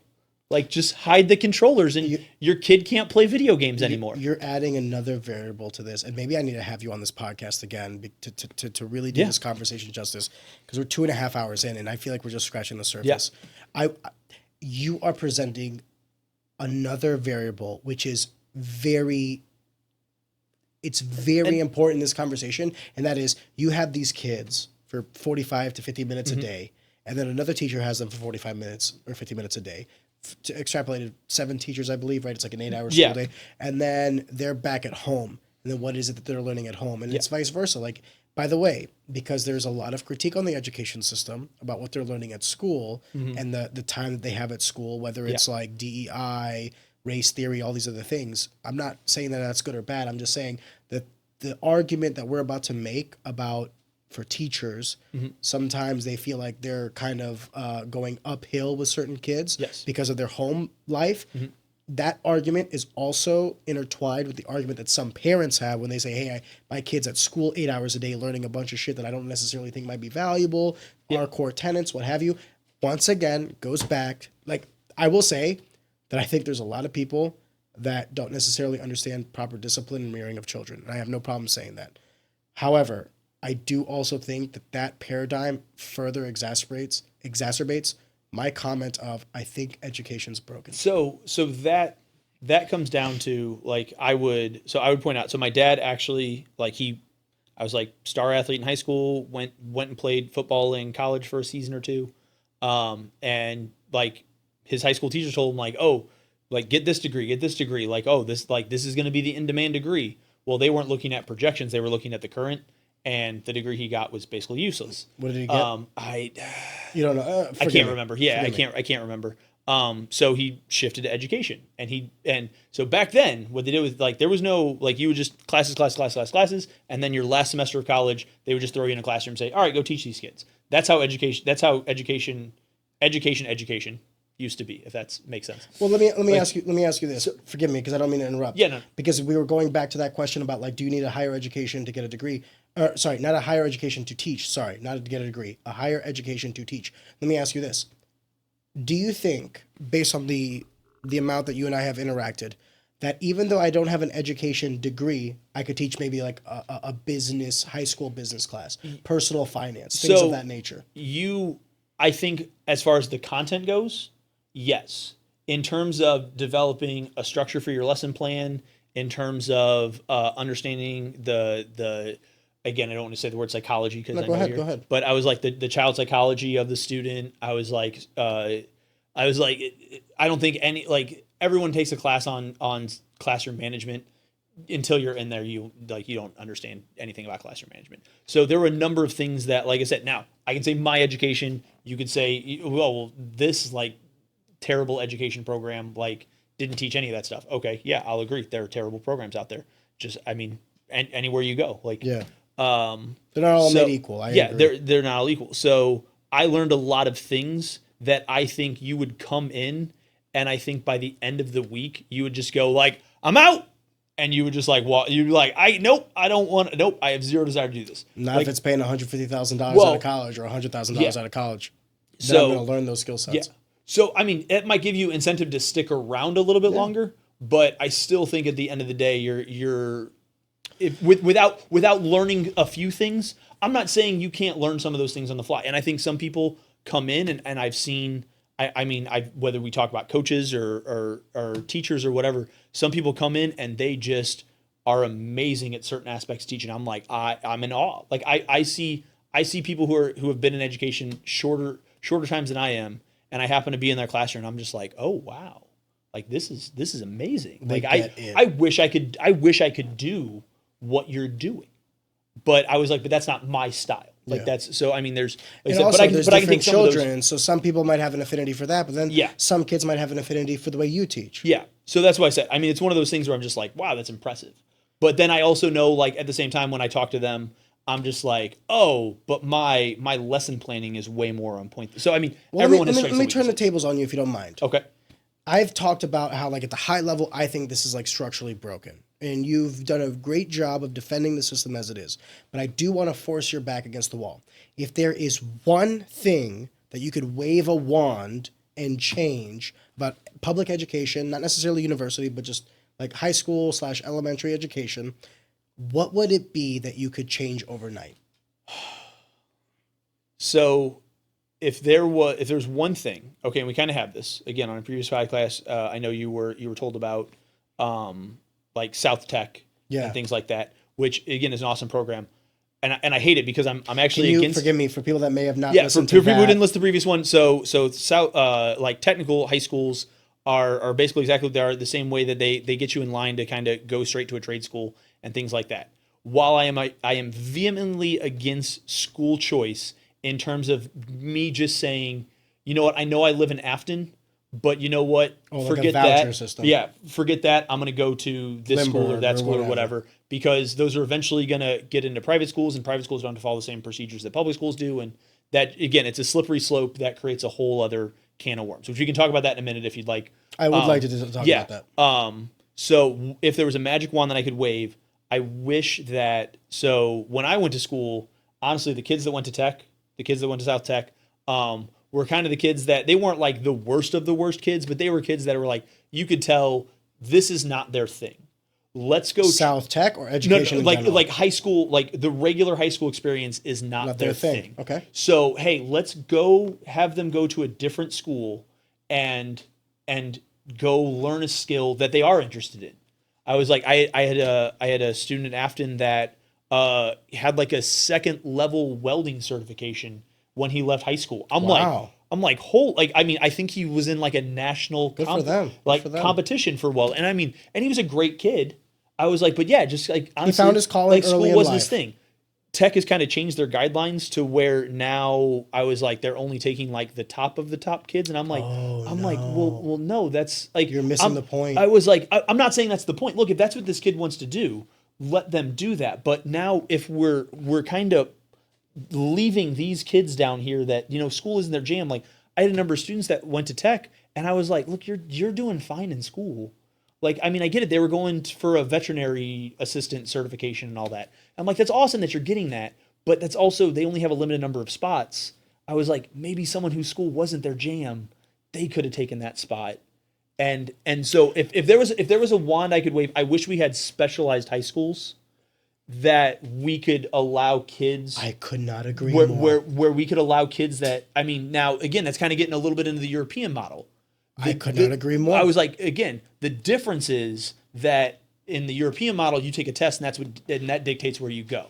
Where if we sit down, have a conversation with the kid. I think there's a better way to do that. Would you agree?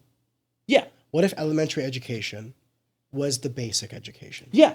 Like, don't necessarily change a whole lot into it. And yeah. My whole thing is more secondary education, Yeah. i.e. and, high and, school. and like I said, I'll agree that, and I'd even say like it kind of starts in middle school as well. I agree. Like around that 7th or 8th Seventh grade. or eighth grade. 7th or 8th grade With is where puberty, is with where puberty. is where we can start identifying some of these kids and figuring out where like they have where, affinity towards. Yeah, where do they need to go? By the way, then, that's where I think your main value actually is. It's not in teaching math. It's in learning the kids. yeah. That's what I think it is. Yeah. Because when I look back at my, like, the best teachers, I couldn't tell you a fucking thing they taught me. I could tell you the lessons they taught me and, like, how close and mentor, like, they were real role models, and I wanted to make them happy and proud. But to quote the great educator George Feeney from Boy Meets World, I was like, I do know that one. yeah, education is not about the individual things you learned. It's the sum of what you've learned. Where you can say, like, I don't remember a single topic they taught me. I agree, you probably don't remember you don't remember, oh, on Tuesday, May 8th, this was the lesson we did. But you remember, I really learned the shit out of that slope. Yeah, I was like, but you know what? I remember there was this one, like, I was like, again, I don't want to throw out teachers' names, but I know, I will. I was like, I think he's a great, no, I think he's a great educator. Okay. Dr. Esselman. I was like, I know he does these amazing discussions in class. And I guarantee you that all these kids come out and they go, like, again, they might, in 6 months from now, they might not remember the topics that they discussed, but I bet they go, you know what?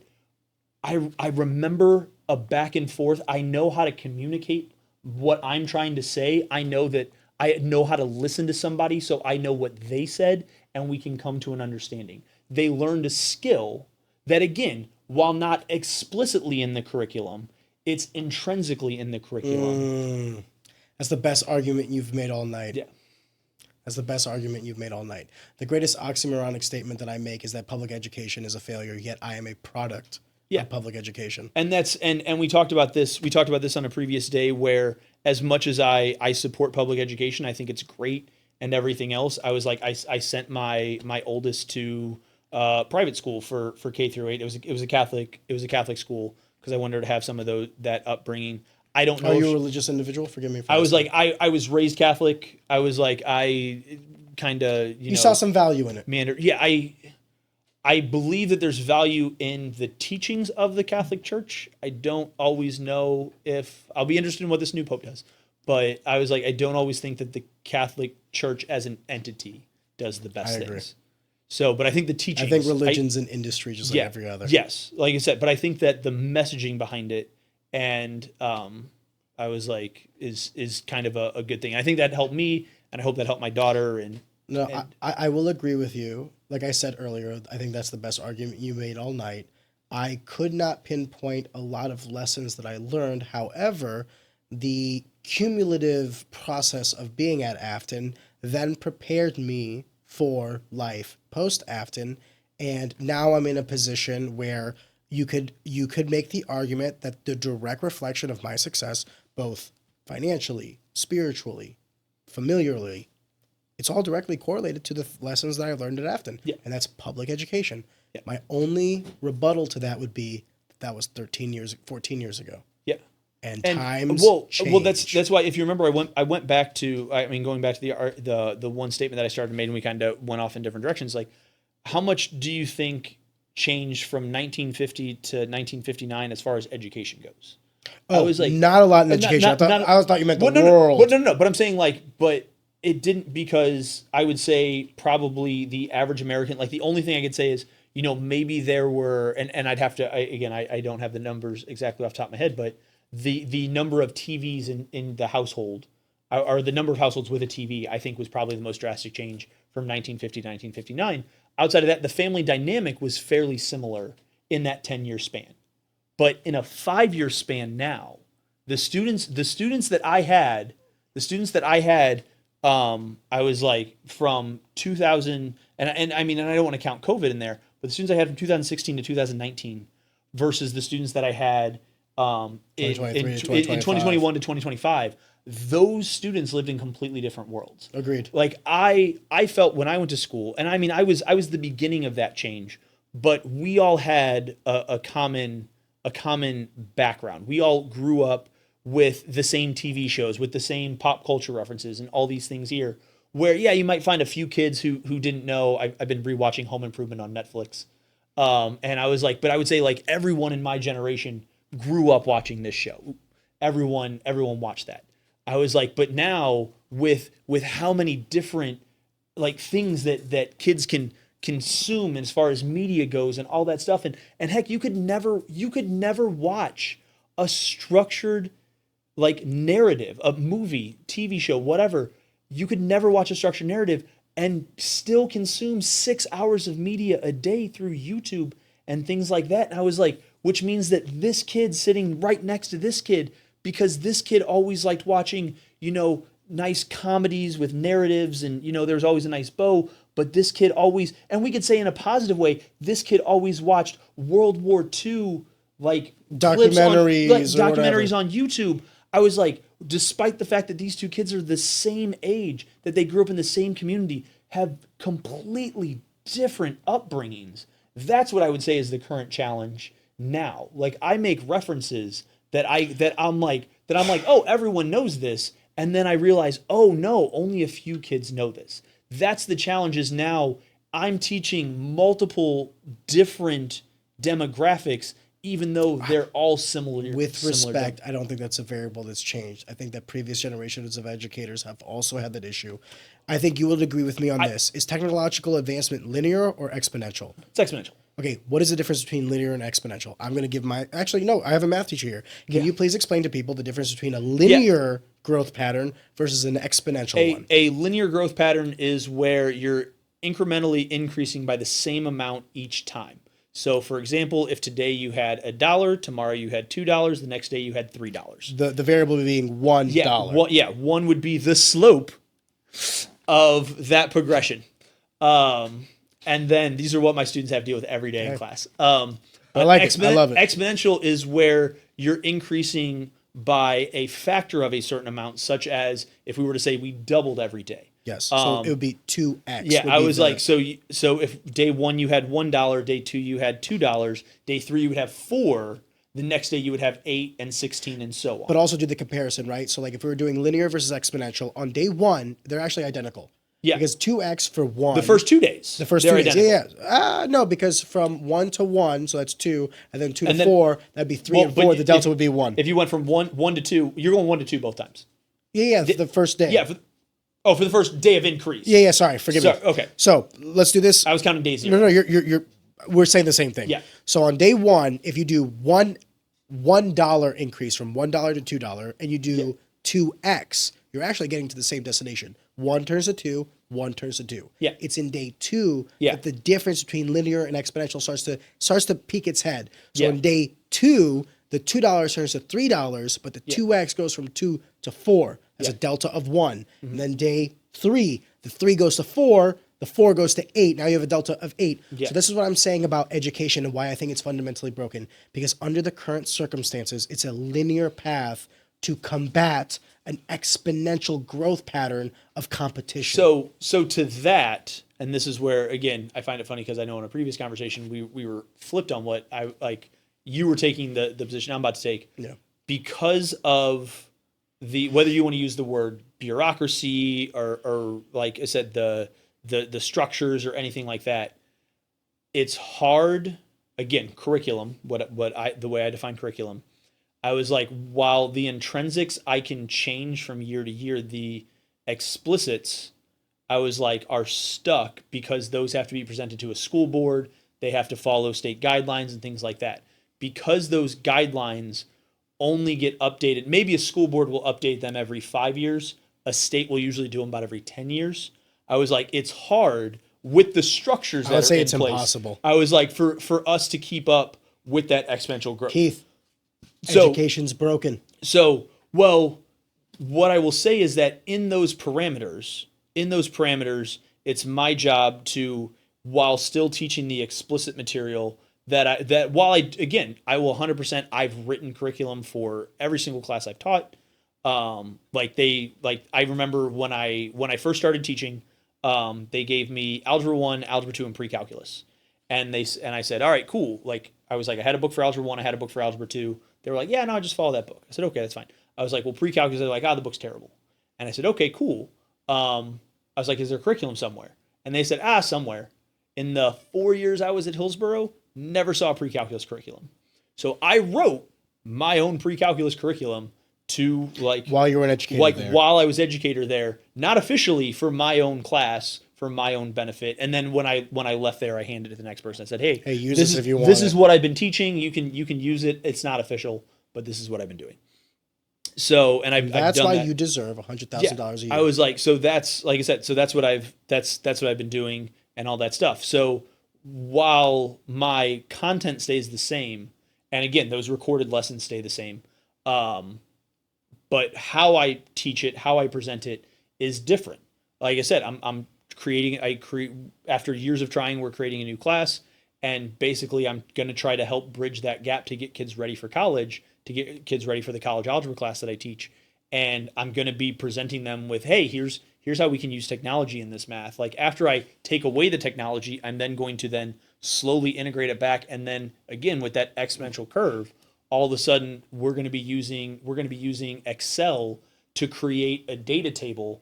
I was like, based on what, and hey, okay, cool. Let's go ahead and use technology. Look, yeah, I can show you the math behind it, and I will show them the math behind it to be like, hey, here's how you identify what the delta is and all this stuff, and how you find the best fit line, and this is the summations and all that stuff. And the kids their eyes will glaze over, because that's what my eyes did the first time I saw it. But then I'll go, hey, but here's the cool thing. I can go ahead and I can just click this button on Excel, and it will create that trend line for me. And now we can just say, oh, here's the equation for that trend line. So my plan is to, after removing the technology, then integrating it back in to get the kids ready for that. I love that. So, and that's why I said, and that was one of the things that I said to help build the class. Like, look, if we're trying to develop these global citizens, that's a kind of buzzword that Afton likes to throw around, is that we can go ahead, and if I want to try to get them ready for the skill set, let's go ahead and let's do that. Now, I'm not going to go into every single function that Excel can do and all that stuff, because I was like, I'd be there. Yeah, I would have to spend the whole year. It's not an Excel course. It's a mathematics it's a mathematics course where I'm using Excel as this tool. Exactly. And all that stuff. Because, yeah, there are a lot of great tools in technology out there. How many other teachers are doing similar endeavors to how you are trying to incorporate current technologies into a legacy format to kind of like, I'm sorry for saying it this way, but upgrade it? So well, the advantage I have, because like I said, this is a new course. Yeah. When I'm building something from the ground up, I get to determine those tent poles. So the next time we come around with, meaning the administration allows you to. Yeah. They empower you. So they're empowering me. Now, right now, like I said, in my college algebra, I have to teach the curriculum that's in place. Like, for example, I'll say this, I teach dual credit through STLCC. That's a community college here in St. Louis. St. Louis Community College. Yeah. And I was like, they removed something from their curriculum. I was like, I still teach it because it's in my high school curriculum, but it's not at their level. So when I got observed this past year, they were like, oh yeah, no, we took that out a couple years ago. I said, yeah, but you guys took it out literally right after I wrote the curriculum for Afton. So I have to still teach it. Now, I still teach all the same other things that they have in their curriculum. I was like, I'm still teaching all the same content. Just they went ahead and they removed this one topic, and I go, well, I'm still have to teach it because it's something that, again, I've said to the school board, I've said to my administrators, I've said, hey, this is what I'm going to be teaching in this class. Now, again, could I make a proposal and go to the school board every year and be like, I need to readjust this curriculum? Sure. But after year 3, they would go, no, we're not going to look at this again. Just teach the same thing that you taught last year. It's fine. And that more so comes down to, so realize school board members, I'm not picking on them for this. I was like, they're elected officials. They're not really paid. I was like, elected officials. So it's one of those things where we can turn around and we can go like, look, I know I've had, my best friend's mom was on the school board. I was like, his aunt was on the school board. I have one of my former wrestlers' parents is on the school board. I was like, I know how much work they're putting in. I was like, so for me to come to them every year and say, review this curriculum, which I know is a 5-hour process, like I'm adding 5 more hours of work to, I already know when they're putting in 20 to 30 unpaid hours into being a school board member. So that goes back to that, like, hey, again, They signed up for that. What? They signed up for it. I was like, but Just at like the you same, signed up to be a teacher, exactly, knowing the salary. Exactly. And that's what I was about to say, is that it's something that I signed up for. Now, me, like, whenever I have an idea for, like, hey, I think this can improve school efficiency. Hey, we can do this around the building, and I think this will help. Before I go to present that to any administrator, I always go, is this going to make more work for somebody? A couple years back, we wanted an email to go out that just said, hey, can you just list all the people who are out of the building? We had that when I started, and they stopped doing it for whatever reason. I don't know why they stopped. But before I went to administration with that issue, I went to the person who I knew would have to generate that list, and I go, hey, let me ask you a question. How much work would that be for you? Because it was one of the administrative assistants. I don't want to make an hour's more work for somebody else. So I said, hey, how long would that take you? She goes, less than 5 minutes. I said, okay, cool. Because I was like, if it's something that's super easy for them to generate, awesome. Let's do it. If again, I don't want to you're not creating an inefficient process. Yeah, I don't want to make more work for somebody. I was like, to try to save me, like to try to make things easier on other people. Like I want it to be easy for all of us. I want it to be mutually beneficial. Yeah. So that's always my goal whenever I have an idea, is I go like, oh, this would be great. But I go, man, that's theory and application. I was like, yeah, while this would be great, I said, I mean, it would be great if, we're talking about SROs at the beginning of all this. It would be great if, we had a police officer stationed at every door when we begin the day and end the day. It'd be great if we had someone, because those doors are locked the rest of the time. Yeah. So, I mean, it would be great if we had someone who was there to make sure that anyone entering and exiting left. Yeah, but now we're talking about resource allocation. Exactly. So budget. that's where you always have to look at, is like you said, like, oh, it's if we had this time, like that's always the biggest crux in education. Well, is that's time. what I'm not saying to add to the plate of existing educators as it stands today. I'm genuinely saying a complete rework. Here's a thought. I've said to some students, they go, oh, wow, that's great. Because I told you already, I was like, summer vacation is an archaic concept that made sense 100 years ago. It doesn't really make sense now. Not saying students don't need a break. Why don't we switch to, instead of semesters, let's do trimesters. So let's go 3 months on, 1 month off. Here's how you can also help this. So instead of doing 7 classes, let's do 5 classes. Because here's the thing.